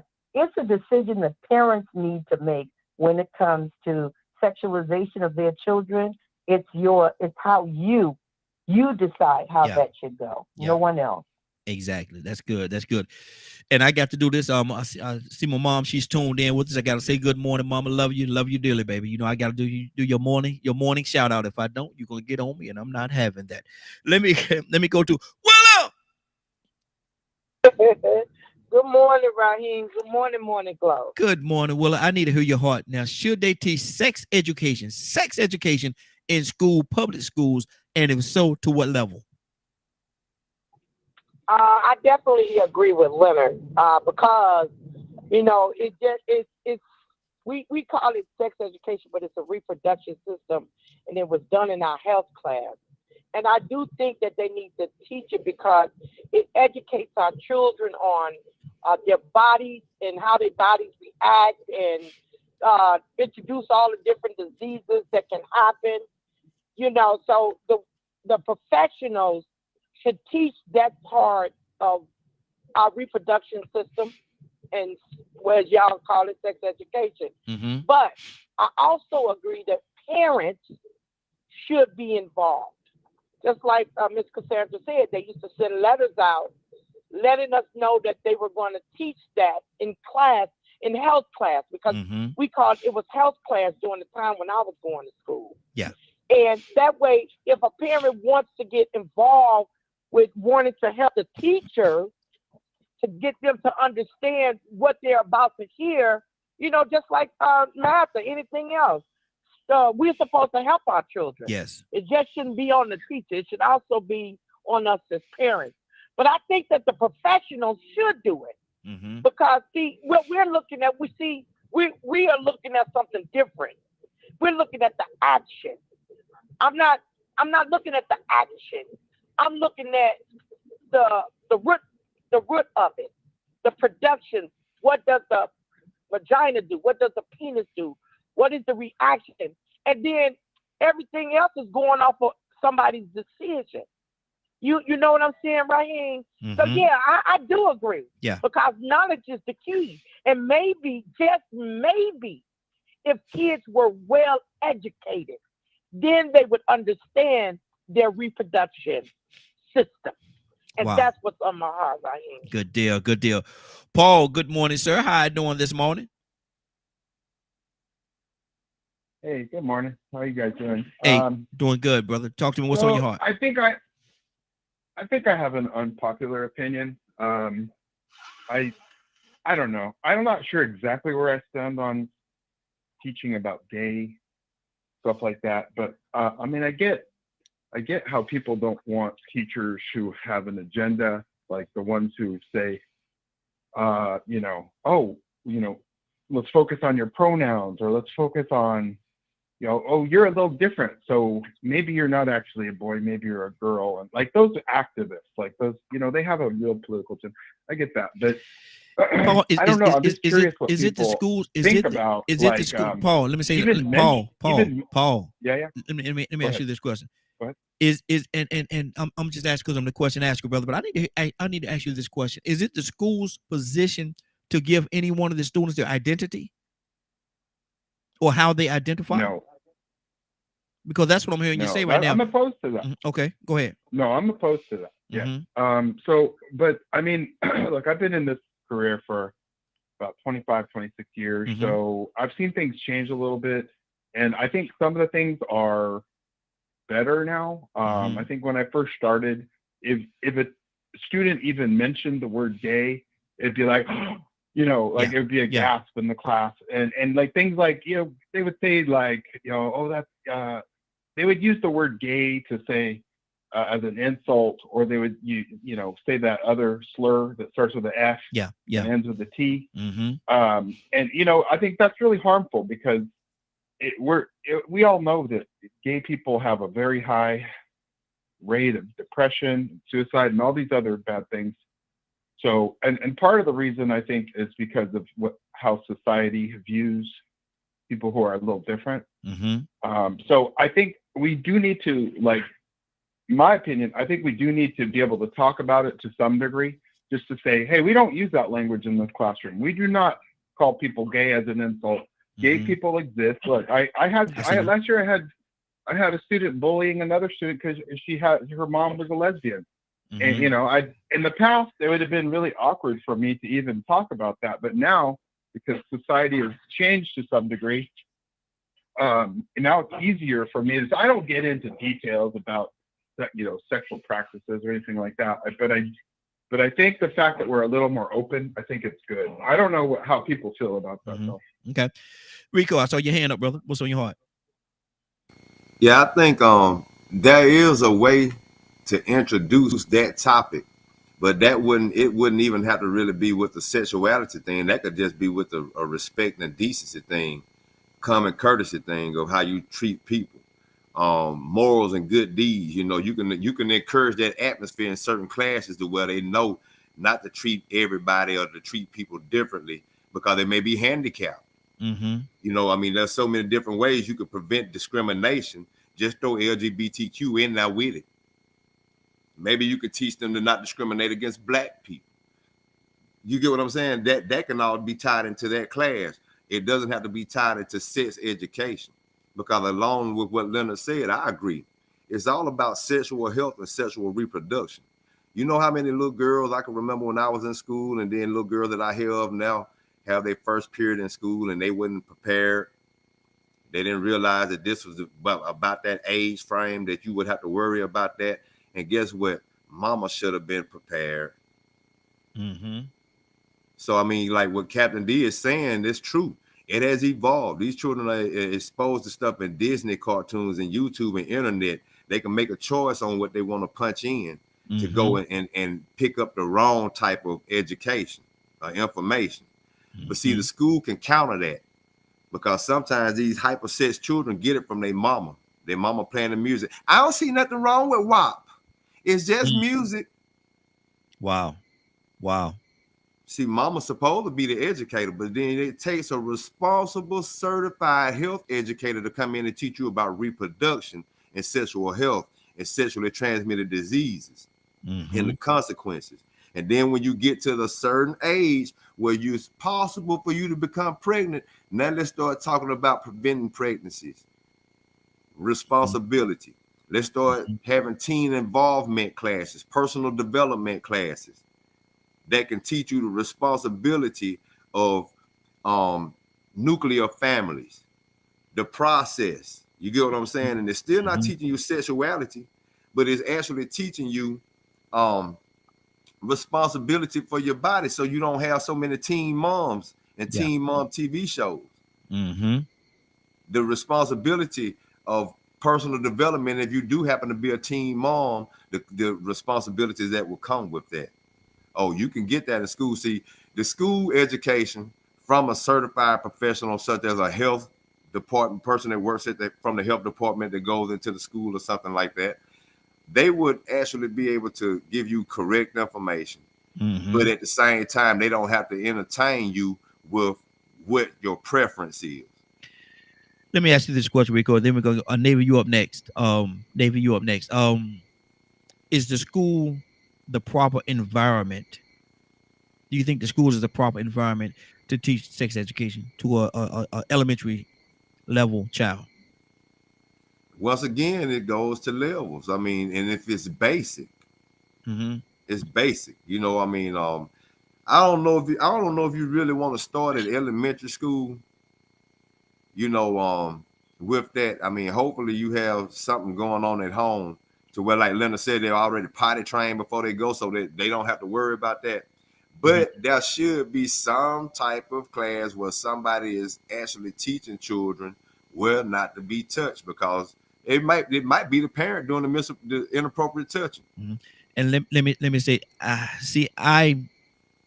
me being transparent a little bit here, I think elementary school would be the right, like y'all said, if done properly, because my first sexual experience, I was in elementary school, man. I was in elementary school. I was, very young in elementary school, and I'm out here, think I'm doing something. Didn't know what I was doing, didn't have any idea what I was doing, but I thought I was doing something in elementary school, man. So if we don't catch them early and at least pour something in them, I think that we may miss them. I agree. I think you do need to catch them early. And once again, even though you thought you was doing something, you weren't doing nothing. No. For a certain length of time. Yeah. But at the same time, I wasn't doing that. There could be some introductions and inappropriate introductions at that, and touching from wrong people that they need to be made aware of, because the parents may not be. I mean, look, we live in this society right now where you got to have so many different sources of income that parents aren't able to. I mean, we come from a latchkey child society. Yeah. That has all kind of exposure to outside influences. So really and truly, these parents that we're really depending on to focus on these things, they missing it. They dropping the ball. And we see it. Society is showing it every day that the parents aren't teaching these children what they should sexually. So I feel like the schools could not only reinforce positive education, but it can counter the negative influences that they've been receiving. Because you do have to have that awareness to know, wait a minute, they ain't supposed to be getting touched right there. That's good. 508-924-3521, 508-924-3521. That's the phone number. What we're talking about today. And welcome everybody. This is the Morning Glow. We're here every day, Monday through Friday, from 7 o'clock in the morning until 10 a.m. Eastern Standard Time. What we're talking about today, we're talking about, should sex education be taught in schools? And if so, to what level? Navy, what's on your heart? Cap, you up next. I honestly don't know if I have anything additional to add, other than, everybody has made great and valid points, whether you're on whatever side of it. But like I said, for me, it was offered to us in the 5th grade as an elective. So therefore we didn't have to take it. And it was a health class. It wasn't like, y'all talking about like, oh, the pleasure and stuff like that. Like, we didn't really get that. We just had the basic understanding of, your body, the anatomy of your body, the biology of your body. I do like what Badger said though, with the mental health side of it, because, we are a pleasure-seeking society. And, of course, come along with that, we don't understand, that part of what we're dealing with when we have sex irresponsibly, to some degree, is how that plays on your mental health and all of that good stuff. The only thing that I would add about on the elementary level, and I don't know what, because when I think elementary, I'm thinking like kindergarten, first, second, third grade, and things of that nature. I don't necessarily think that it should be taught on that level. But what I will say is that the correct anatomy, because we tend to use code words like, for example, pecker or cookie or weenie or something like that. And the only reason why I feel so strongly about this is because working with the Child Advocacy Center, having to sit in front of a grand jury, and your child someone was let go that clearly touched the child inappropriately because they referred to, their vagina as a cookie, and said that Uncle such and such touched my cookie. And to the grand jury, like, for me, it, like I said, the grand jury looked at that as, oh, well, we don't know if he really did touch a cookie or her cookie, because she didn't understand how to use the correct analogy. So for me, just on that level, that is why I would say to teach your children the correct anatomy. What their no-no spots are, their no-no box. Like, there was a whole song that we created about, your no-no spot. These are your no-no zones.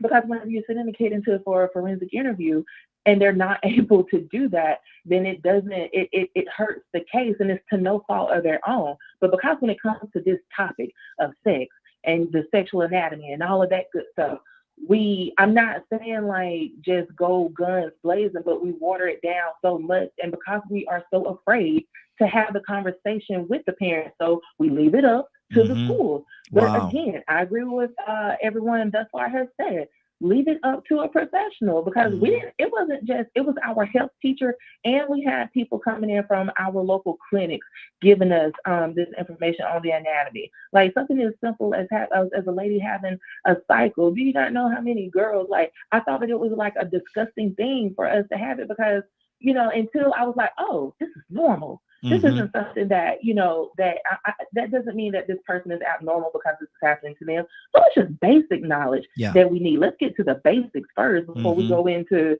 you know, what do you are, your pronouns and stuff like that, because I was just like, oh, okay, this is a new sex education, but let's just get the basic stuff first. Yeah, exactly.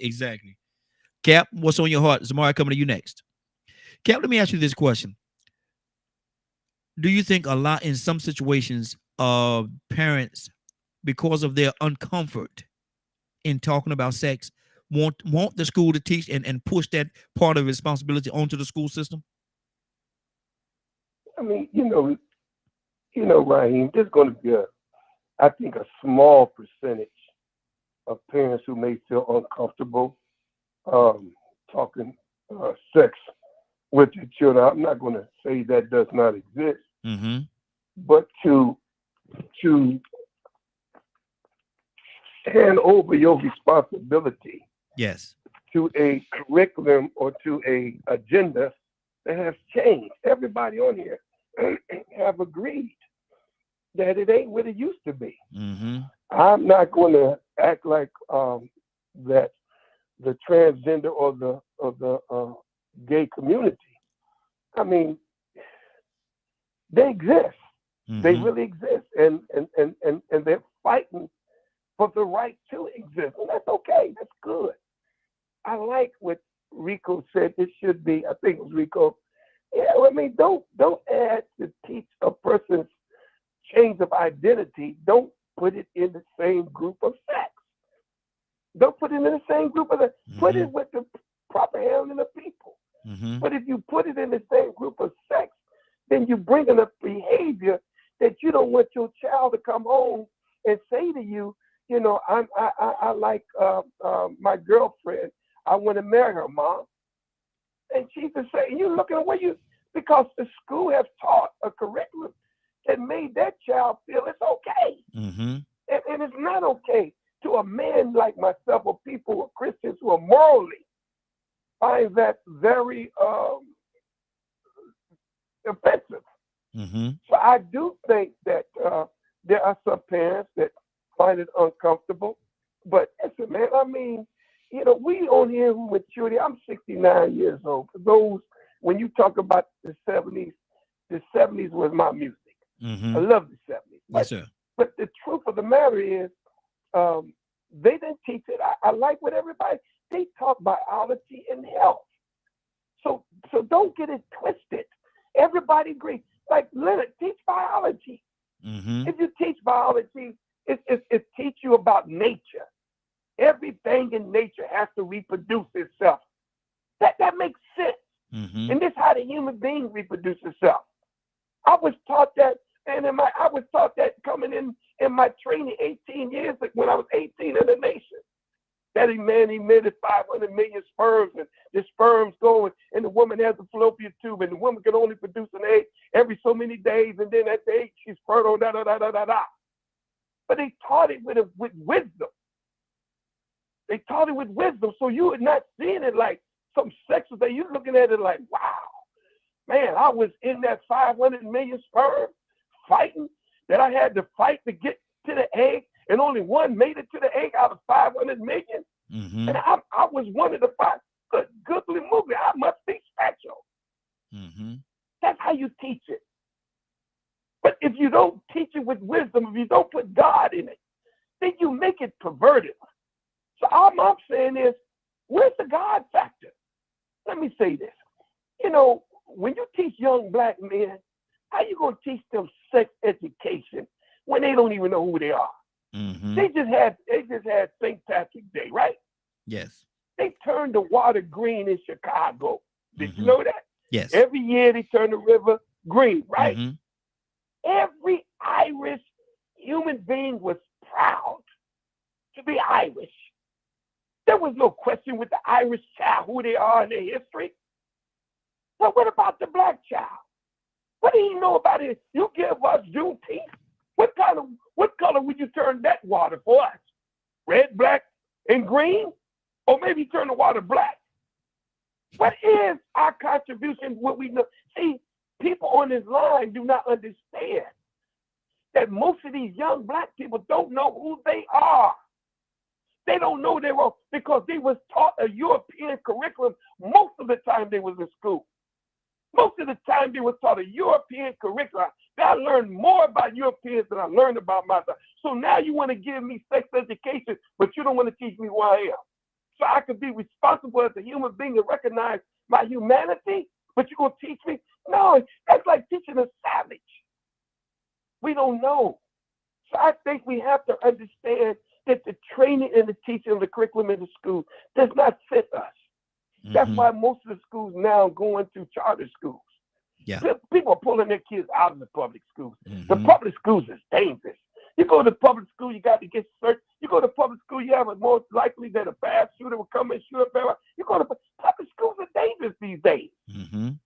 So people are coming out of the public schools and going into charter schools. And I like the fact, what's wrong with the parents being given a letter? Said this week we're going to teach. I like that. I like that. I think that makes sense because you have to include the parent. You have to include the parent so I can listen to what you're telling my child. Oh, no. You can't. Oh, no. Excuse me, man. I'm sorry. I don't want my child to hear that. I don't need to hear nothing about no flesh. They need to play with themselves. No. They're going to find that out on their own. Every one of us found that out on our own. We don't need nobody to teach us that. Everybody going to find that. But the bottom line, I do think that there are some parents who feel uncomfortable, and it's okay. It's okay. Good deal. It's okay. All right, preacher, we got to move on. Got to move on, preacher. Hold on for a second. Let me go to Leonard. Zamari coming to you next. Leonard, what's on your heart? I think people pretty much really understand what should be done. You just got to go down there to that school board to make it happen. I mean, you need to be up in them people's business when they got your kids all that time during the day. A lot of people, like say for instance, as Miss Navia brought it up, when you're talking to these children at an early age is when then they'll bring something up. Then it becomes a social issue where it's referred to the proper individual, the social worker. When a child will tell you, hey, I've been being touched this way or what have you, then it's automatically moved somewhere else. I was probably the last year where they allowed, remember, they didn't used to allow pregnant girls to go to school with everyone else. Yeah. So I come out of high school in '89. And I think that was probably one of the last times, but then they started just letting those girls go to school and things like that. But you have to be aware of what's going on. Trust me, it ain't changed. It ain't changed. Yeah. But what we have to move away from is the ignorance in our community. I don't know how I got pregnant. You had better known how you got pregnant. Because everybody else around you know how you got pregnant. You know, we need to stop doing that and sweeping things under the rug. I don't know why you would be uncomfortable about something you doing regularly, but they even have books to help parents talk to their children now. There's no excuse for people to be ignorant about something so natural. Yeah. You know, trust me, you're going to learn wrong or down the road. The wrong way, and you're going to mess up a lot. But learn the right way. Let's teach the right way first. That's good. But be aware of the agenda. You may think it's not going on, but even if you're a gay person, you can go in there and teach sexual reproduction and all that, and you ain't got to mention nothing about you being gay at all, or how you like to do it. That is not what you're supposed to be teaching. You ain't even supposed to be answering questions about your sexual practices and how you do it. That is highly inappropriate. Yeah. Yeah. But look at all these teachers now that are getting in trouble for that because they stepped across the line. Yep. Exactly. Zamari, caught you with a mouthful of food, didn't I? You did. I just put cheese in my mouth. One of the things we haven't said, well, maybe we have in some way, I don't know. But 1 second. There we go. Okay. Is, you know, it is uncomfortable for some parents anyway, to discuss reproduction, sexuality with their children. Okay. For me, it was uncomfortable to a point. Where it got really uncomfortable for me, and it was when our oldest one, when she got to that point where she was graduating high school. Now, she's already been sexually active. We worked against that. Trust me. We taught her all of the right things, all the do's and the don'ts, and why you shouldn't, and the responsibilities that come along with that, and what could happen. STDs, pregnancy, everything that goes along with it. Okay, I really did my best in a lot of ways to try to scare her away from it, as did Dad. We did our best. We taught her the importance of her purity, of saving herself for that right person. Don't just go out and do it because you get a little tingly feeling. Okay. We taught her all of those things. She still did it. And then it came to the point where now she's going to college. Okay. She was supposed to be moving away a few hours away to go to college. And it came to the point to where we had to make a decision, and I had to have this conversation with her. Honey, you're going to college. You have dreams and aspirations that you want to fulfill for yourself, to protect you from messing up everything possibly. Not that you still couldn't if you got pregnant, but just so you don't, we need to start talking contraceptives. And she fought against it, and she fought against it. Mom, I'm not going to go to college and do anything. And I just looked at her. I said, you think I'm stupid? So you can sit here and you can tell me that you're not going to, but things happen. It's college.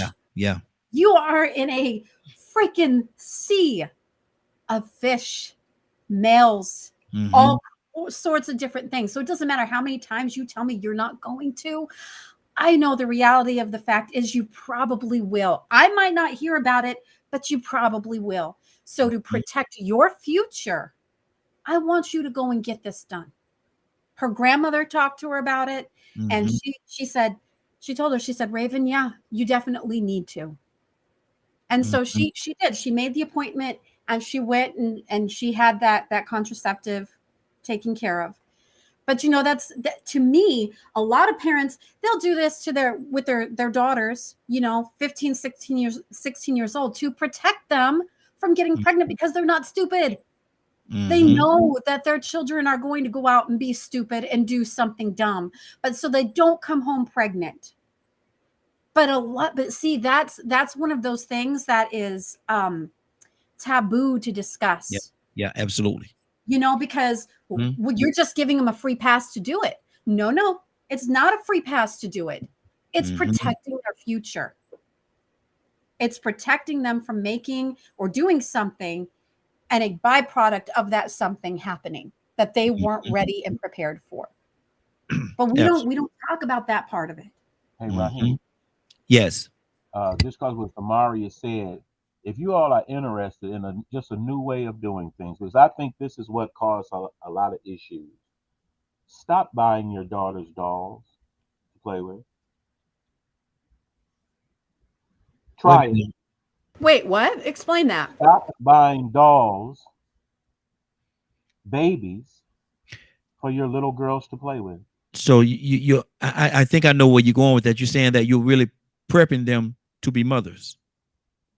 Basically, that's all you're doing. See, this is why little boys are a lot rougher and a lot more detached from certain types of things, because they've not been groomed to be mothers. And so think about it. You give a little girl a baby to play with, She won't play with a real one, Nate. Wow. And once she realized how to get one, that's what she gonna go do. So Zamaria, you have to they need a group of women that teach women, young girls, just exactly what you said.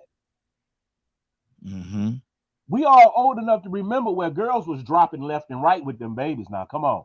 Everybody was getting pregnant around us. If you're around 50, 52, everybody was getting pregnant around us.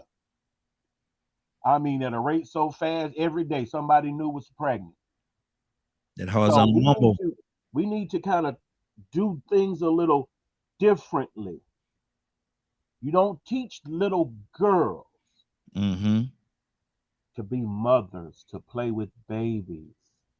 Then they become so invested in that. And we got projects full of them. Because they just playing with a baby. Guess what they ain't got? They ain't got no husband. Why you think they came out with Ken? See, because wasn't no boy nowhere around in the picture. Look how warped that is. Yeah.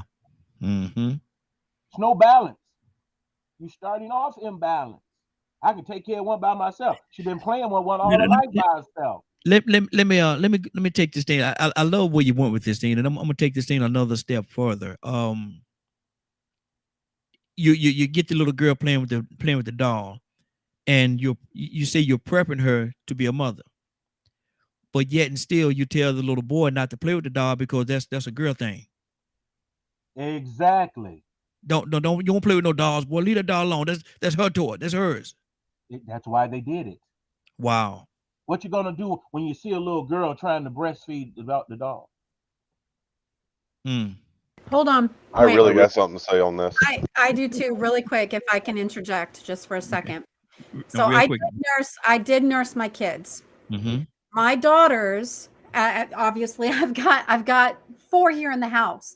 So as as more started entering into our home, my kids watched me nurse. My daughters, because my son was my last one. My daughters watched me nurse. So they mimicked that behavior. Just putting the baby up to their chest, not, exposing their chest or anything like that, mimicking the behavior. So I don't necessarily think that it's wrong. I think it's just they were doing what they saw mommy do, right? So I don't think it's wrong for them to do that because they're just copying mommy. They're just copying behaviors, and it's a healthy behavior, right? In my opinion, it's a healthy behavior. It's not something inappropriate or unnatural. But at the same time, I think that there have to be a time limit stamped on there where you don't want them to jump into something like that before they're ready to jump into something like that. Oh no, absolutely. Meaning being a mother, having kids. I understand what you're saying, sis. Let me keep this thing going. Ryan, are you with us? Oh, I'm sorry, brother. I see you. I'll come right back to you. Ryan, you there? Yeah, I'm here. What's on your heart, brother? Talk to me. Hey, I don't really have much to say on it other than at least they didn't introduce Barbie's partner as Barbie. At least they brought in Ken. Lord. That's what I'm thinking. At least they didn't start it out that way. Now nowadays, in 2023, they got Barbie on Barbie and Ken got different parts and all. They're interchangeable now. So think about that one. Wow. I'd rather have Barbie and Ken than Barbie and Kendra. Lord Jesus. Don't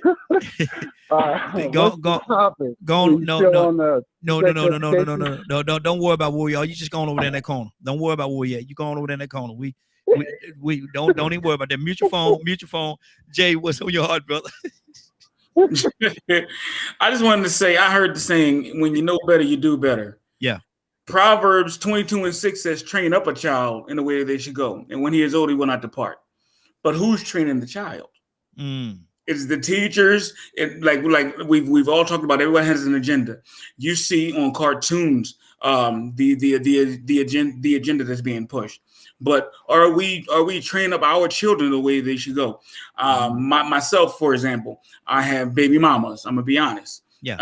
But what I did with my children from my first wife, I never let my children see me with another woman around them at all, because I didn't want them. I didn't want them to see. I didn't want them to think that it was okay for a man or a woman to parade different people in and out their life. So now that they're older, the ones that are old enough, 23 and 21, they're not doing the same things that I did when I was a child, because I said, listen, when you're smart when you learn from your mistakes. A wise man learns from the next man's mistakes. So if you see what daddy's done, even if you didn't see the girl or anything like that, they only know my wife now, my children. If you see that daddy has done some things that weren't conducive to a healthy living for all of us to be together on a daily basis, you would be wise enough not to fall in the same trap and do the same thing. That's where I believe the training comes from, in my own personal opinion. You have TV that's pushing an agenda. You have schools, as we talked about, that's pushing an agenda. Even the streets, friends, people who hang out with your son, people who hang out with your daughter. How are they being raised? They're being raised away. They can influence your children. You have to negate all of that when they step into your door, whether they live with you or not. I check my kids' phones. My brother Rico said about that WAP song. I had to take my daughter's phone at 10 years old because she's singing. She's texting the boy on her phone. Hey, I just need you to get with this WAP first. At 10 years old, and I'm paying for the phone. Take that thing. You're not none. I'm disciplining. I discipline my kids because I'm trying to train them in the way that when they get older, they will be wise enough not to fall in the same mistakes that others have fallen in, to where they're in a damaging situation. Exactly. Good deal, Cassandra. And Willa, you up next. Cassandra, can I go? I'm coming to you, brother. Yeah. I just wanted to say I learned the hard way that sex education needed to be taught. No one ever talked to me about sex in my house. Never, ever, ever, ever. Nothing about sex. Because I was raised on my grandmother. But my friends, quotes in that, friends, and I've told this story before, I ended up getting pregnant at 15 on a dare for my gang that I was in. I was the only virgin. They mandated that I have sex. They told me, I said, well, what about getting pregnant? They said, you see, that's why you just a dumb little kid. You don't get pregnant on the first time. Guess what happened? The first time I had sex, I got pregnant with my son. So I learned the hard way. We need to educate our children, because if I had known that, if I'd known better, maybe I would have made better choices, But we have to teach our children about sex. And I'm going to throw this in. At 4, we were talking about, some people mentioned about the level and what time to teach. At 4, I started being molested. That's kindergarten. Wow. That's kindergarten. So then what I needed to know something. Someone needed to say, if somebody touched you here, the boo, boo, boo, boo. Nobody ever did that in kindergarten.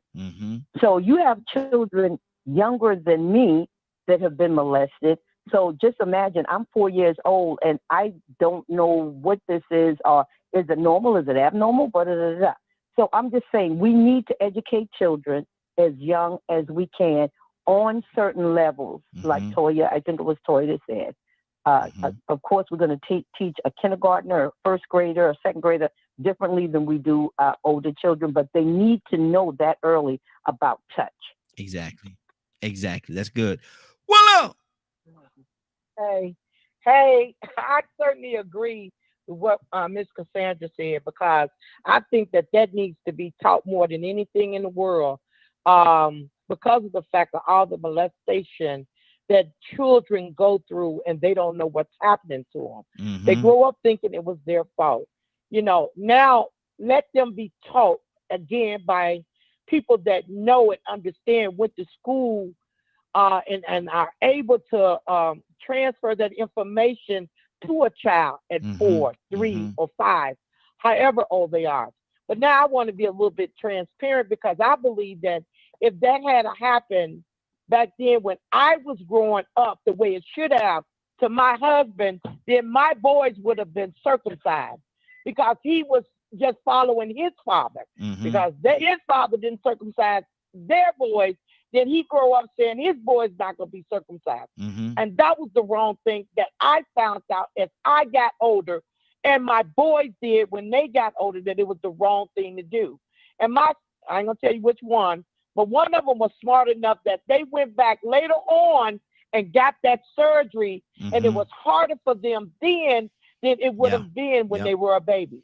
So that's why I'm saying, see, sometimes even the parents don't know, because they wasn't well educated the way that they should have. Now, we're talking about the educational part. We're not talking about the actions of afterwards. We're talking about the educational part. And I wished that we would have gotten a better education back then. And that's what's on my heart, Raheem. Good deal. Good deal. Badger, go ahead, brother. That's good.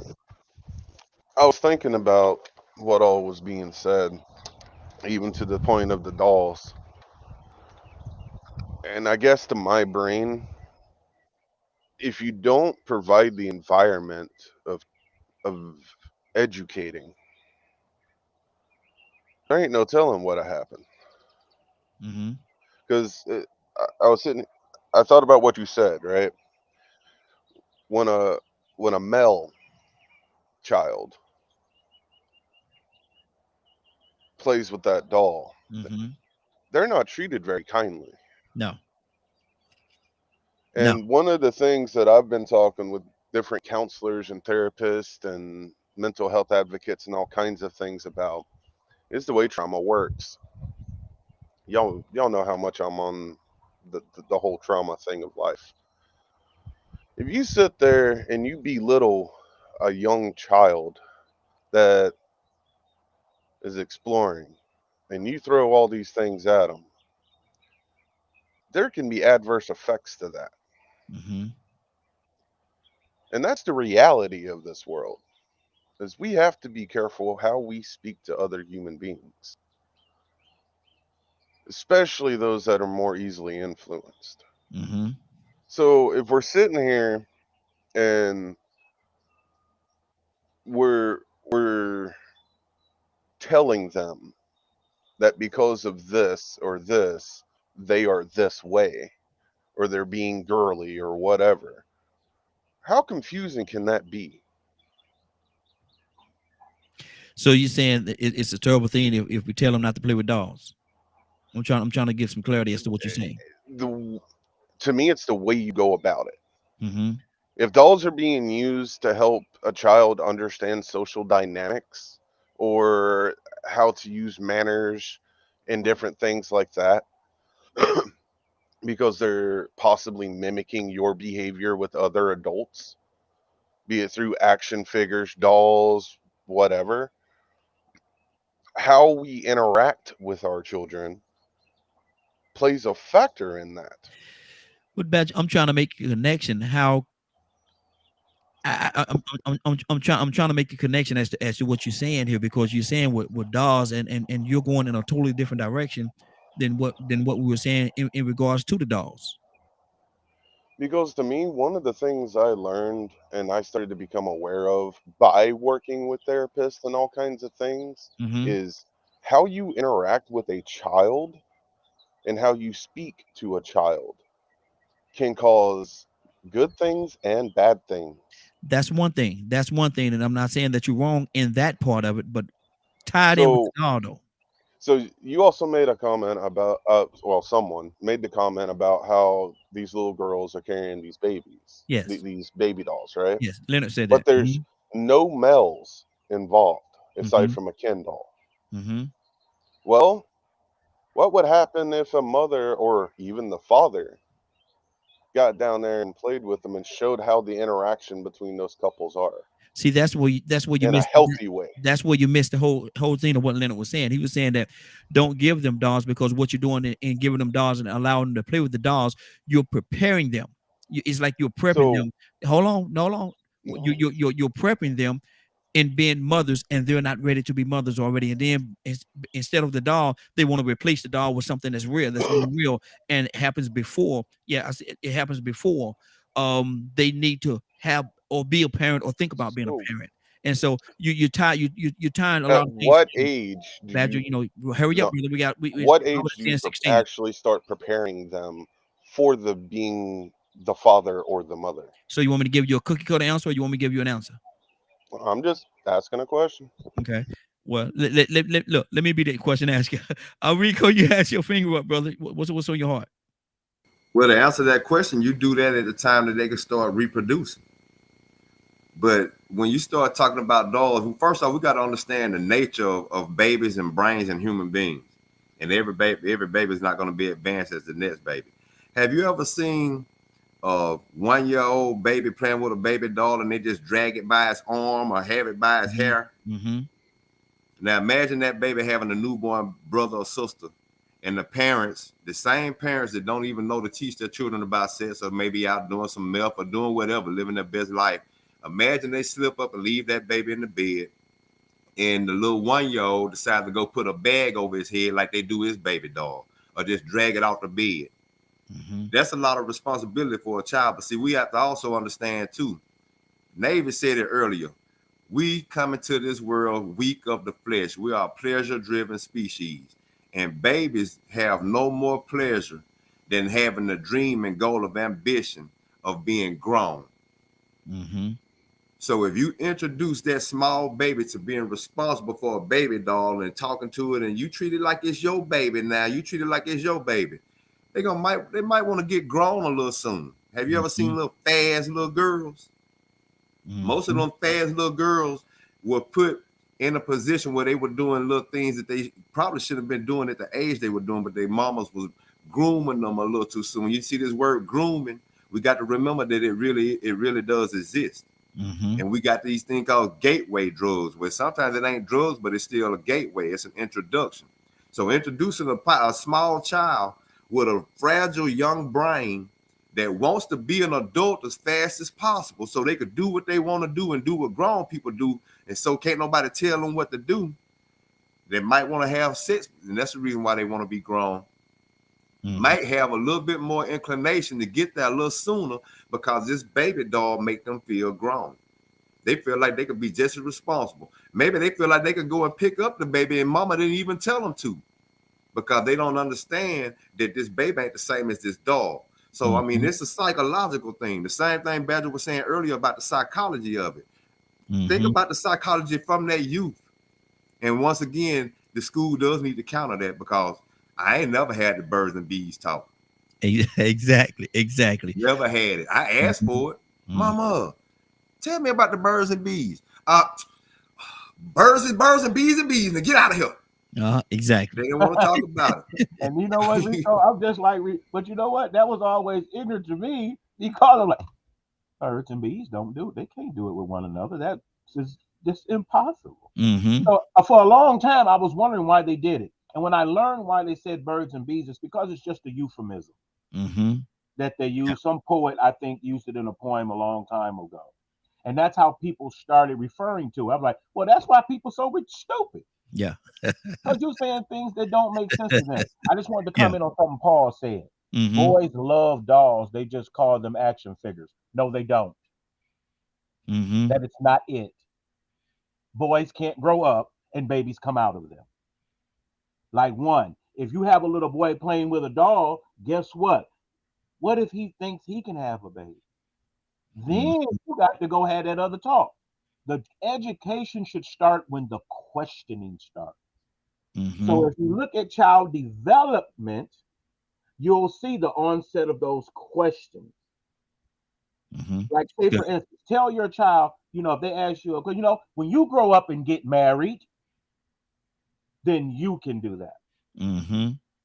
See, because that's a positive influence. Mm-hmm. Don't tell them they can go out there and do it any and everybody. They'll figure that part out. But what you tell them is, and when you get married, you can do the same thing. Exactly. That's what Christians would do. Mm-hmm. Good there. Let me go to Joseph. Joseph, what's on your heart, brother?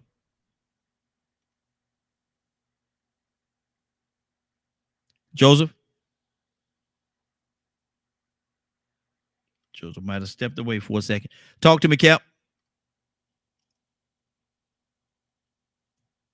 Well, I thank you so much. I really don't have no more to say. I really enjoyed everyone on here. I have mad love for everybody. I would be lying to you if every time that I come on here I don't learn something. Willa was talking about circumcision, and I was laughing because she felt that if you was not circumcised for some reason, you wasn't fit or something. I don't know. But I have a different opinion between circumcision, and I think that when we talk about circumcision, it comes out of the scripture. The Jewish community believe in circumcision, but it also represents circumcision of the heart. Peel back the layers of the heart to be circumcised in the heart. But I think God has a way of doing everything. When a man comes into this world, he comes in this world complete. I think we have a problem when we try to take away certain things God gives. I have my sons, and most certainly that was one of the questions. I could have had them circumcised, and I don't want to cut off what God gave him. But I understood what it represented. I represented covering.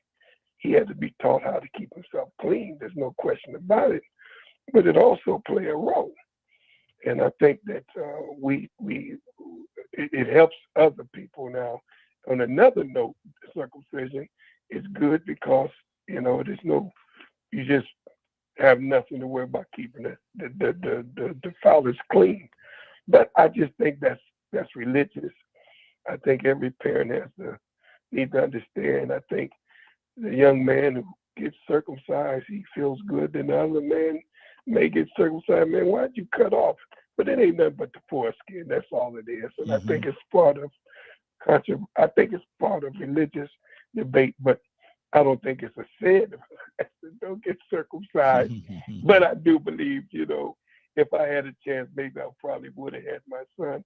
I think he got a little upset with me when he got a little older. Pops, why didn't you? And he couldn't go now and get it done. But like Willis said, it ain't as easy when you're older to go get it done now. There's a lot of pain involved. But that's one choice. I was just laughing. Forgive me for kind of rattling on. But other than that, right, thank you so much. I appreciate everybody. And I think it was a very good subject. And may God bless everybody. Yes, sir. Likewise. Joyful J, talk to me, brother. Yeah, I'm just sitting here in agreement with most of the conversation. I can't say I agree with all, but I really do agree with teaching a child or training a child up from a young person. I taught my kids. I have 7 children. I taught my boys what their thing was. I called it your boy, and a young lady your yaya. If anybody, there's a certain way I taught them. I think that you should definitely teach your children yourself, because you know what you've been through, and you want to teach them on how not to make the same mistakes or go through the same trials that you've gone through. And I believe that's just my own personal opinion, because I love them so much. I love them enough to train them in a way where they can understand as they get older. I continuously talk about these things.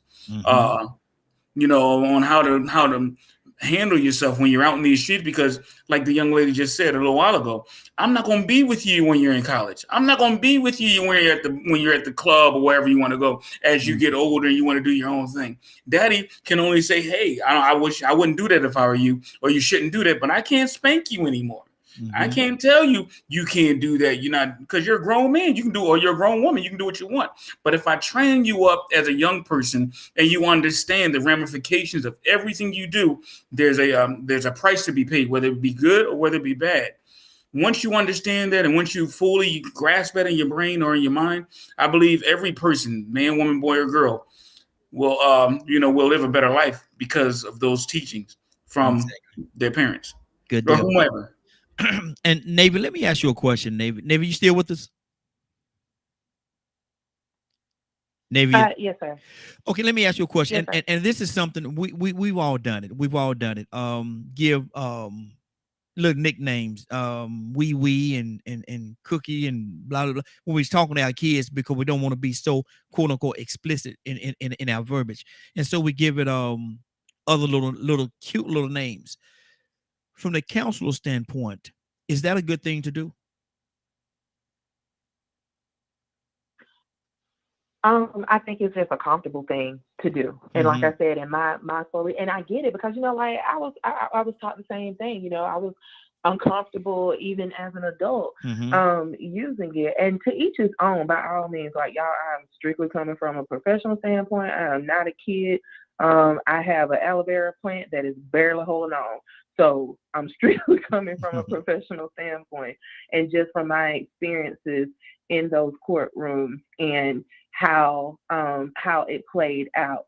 And whenever you're in the forensic interview with these children, and, you know, having to basically and to some degree teach them while also trying to build case. And so that was my only point for saying, like, I mean, vagina and penis is not hard, but to say, but it's uncomfortable. It's an uncomfortable conversation to have. And majority of my friends, and I can't remember who it was. I want to say it was Mr. Leonard that said when the questions start coming, that's whenever the education comes. And most of my friends are social workers or therapists or in the medical field in some way, shape, form, or fashion.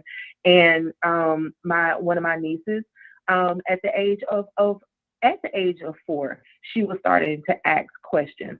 And from then, her mom has taught her, okay, this is not your pocketbook. This is your vagina. And she knows that language. And it's strictly from the standpoint of we have been in courtrooms. We have seen how this can go. I can't tell nobody how to parent their child, but you know, and that's not what I'm doing at all. I'm just giving a different standpoint as to why my stance is that when it comes to the language. Wow, that's good. Zamari, I'm gonna ask you this question. This is something actually that Badger posted, and I'm gonna read it, and I want to see what you think about it. On the side there, I feel. Let me. Okay, so I can open it up like this. Okay, I feel kids aren't supposed to be allowed to have emotions anymore, and that causes many issues. Do you feel the kids are not allowed to have emotions anymore? Maybe if their parents are pieces of crap. I mean, you know, my kids cry. My kids get upset. My kids have bouts of anger.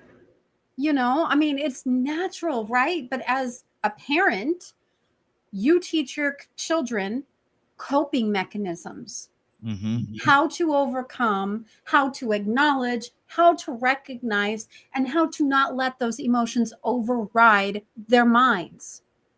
Those decisions that are detrimental to them because they're letting emotions get away and they are letting their emotions get in the way of decision making. And so for me in my household, yeah, my kids have emotions. Now, my almost 13-year-old, she broke down last night over something completely ridiculous. This is an issue, and I'm sure Navy probably has something to say this, but I have an issue with my kids crying when there's absolutely no reason for them to cry. And I'm like, I can't. I don't know why you're crying. I don't know why you're upset. I can't do that. You got a boo-boo, something is bothering you, something is affecting you. I can deal with that. I can't deal with you crying just because you're emotional for some non-existent reason, really. I don't know how to handle that, but I don't not acknowledge their emotion, that they're having that emotion, if that makes sense. It does. I think a lot of parents, in some cases, we do try to raise our children like robots. In certain homes, we just want them to do as we say, not as we do. You know, we say jump, they're supposed to say how high, sort of thing. You know, we expect our children to react like robots. They're not. Exactly. They're not. They're little humans. They're going to have outbursts. But we, like I said, we as adults, as the parental figures, we are there to help guide and teach how to control and rein in those emotions. Exactly. And with that being said, we are about to get out of here. Now we're probably going to extend a part of this to a Way Out Wednesday. Way Out Wednesday gonna be crazy tomorrow, y'all. I got oh boy, I got a topic for tomorrow. I'm letting y'all know ahead of time.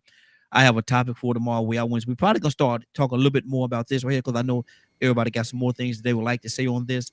But looking at the time, it's 10:31, and it's time for us to get out of here. So with that being said, Rico, what's going on at 3 o'clock today in its entirety? If you missed today's show and would like to hear or see the rebroadcast in its entirety, you can tune in at 3 p.m. Eastern Standard Time on www.dkmmediagroup.com. Good deal. Good deal. Raheem. Willie, can you say entirety? Entirety. Good job. Good job. see, Rico, that's how you say it. She gonna keep on saying it. They're gonna mess around. She mess around and ain't gonna be able to stop saying it. You're gonna get hooked like I did. It's a gateway drug. Don't do it. It's a gateway drug, Willow. Raheem, I'll mess up a name in a minute. There you go. In its entirety. In its entirety. You're messing up in its entirety. But Willa, are you ready? In a minute. Raheem, you know what? I am so ready to receive God's word today. Come on, Raheem. Now, Let's go. Are you sure you're ready? I'm ready. Come on, Raheem. I ain't got one more thing to say then. Let's go. Amen. Come on. Father God in heaven, Lord, I'm asking you to reduce it. Come on, Lord. I'm asking you to show up, Lord, and allow the Holy Spirit to carry me to the throne of grace this morning. Father God in heaven, Lord, I thank you. I thank you, Lord, for waking me up this morning, giving me another opportunity, Lord. Father, I can't change what happened yesterday. But Father, I'm asking you to strengthen me to accept the things that I can't change in my life, Lord. Father, I'm praying that you give me strength to go through whatever it is that we're going through in our lives, Lord. Father, I'm asking you to help us in a mighty way. Father, I need you today. Father, I know you do things in your time, but I'm asking you, oh Lord, to bring me out of all situations that the enemy is trying to destroy, kill, steal, and destroy. The devil is a lie. Father, I'm asking you to cancel anything that he got planned for our lives, Lord. You said it in your word that no weapon that's formed against us will prosper. Father, I'm believing you and trusting you. I'm standing on your words and your promises. I'm not trusting no man. I'm putting it all over to you. I'm submitting myself to you, Lord. And I'm asking you to give me some guidance, Lord, and line me up with your will. Show me your purpose in my life, Lord. I'm asking for help, Lord, today in a mighty way. Thank you, Lord, for all that you've done, all that you're going to do, Lord, because I believe in you. You said it in your word that without faith, it's impossible to please you. And Father, I'm pleasing you today with my faith, Lord, asking you to continually increase the faith that you've given me, Lord. I thank you. I'm asking you to touch each and every last one that's on this line.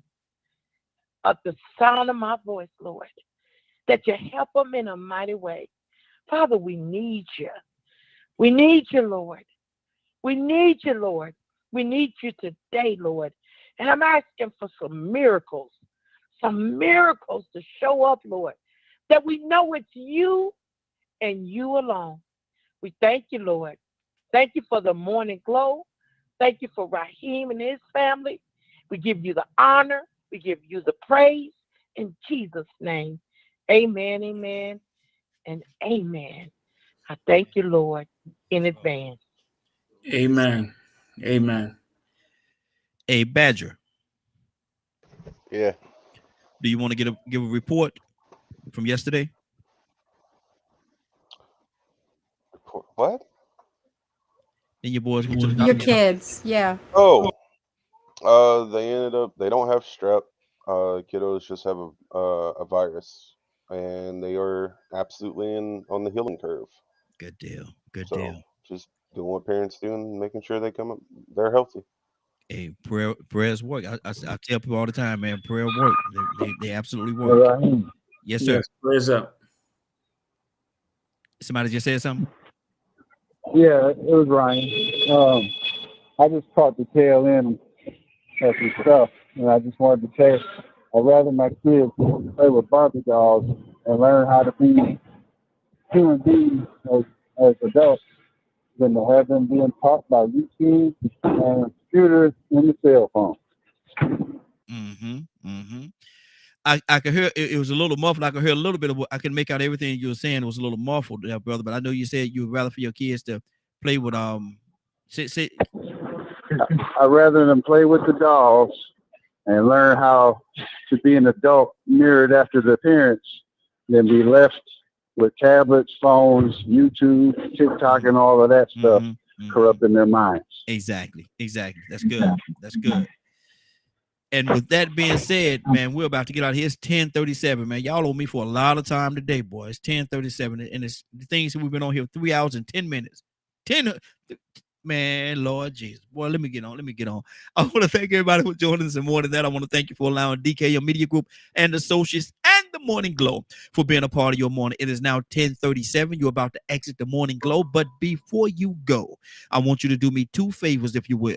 1, I want you to continue to pray for us because we are certainly praying for each and every one of you. Number 2, why this is real simple, I want you to go out there, find somebody and give them a hug, because you never know, it could be the only hug that they get, or it could very well be their last. Love you, and ain't nothing you could do about it. Have a great day and a better tomorrow. Then we shine some of this light on you from the Morning Glow. Take it out there into this wicked and cruel world that we live in, and let your light so shine. If you get an opportunity, give somebody some love. You just might find some love in return. Won't that be a beautiful thing? Have a great day. Take care of each other. And please, please, please be blessed. See you all tonight, 8 o'clock to 10 o'clock p.m. Eastern Standard Time, right here for Real Men Being Men. Make sure y'all join us tonight for Real Men Being Men. Ha-ha, Rico. I got you that time, didn't I? You all have a great evening. I'll be there. There you go. Yeah. You all have a great evening. Great afternoon, and we will see you tonight. Stay blessed. Love you. And give somebody else some love. You just might find some in return. Have a great one.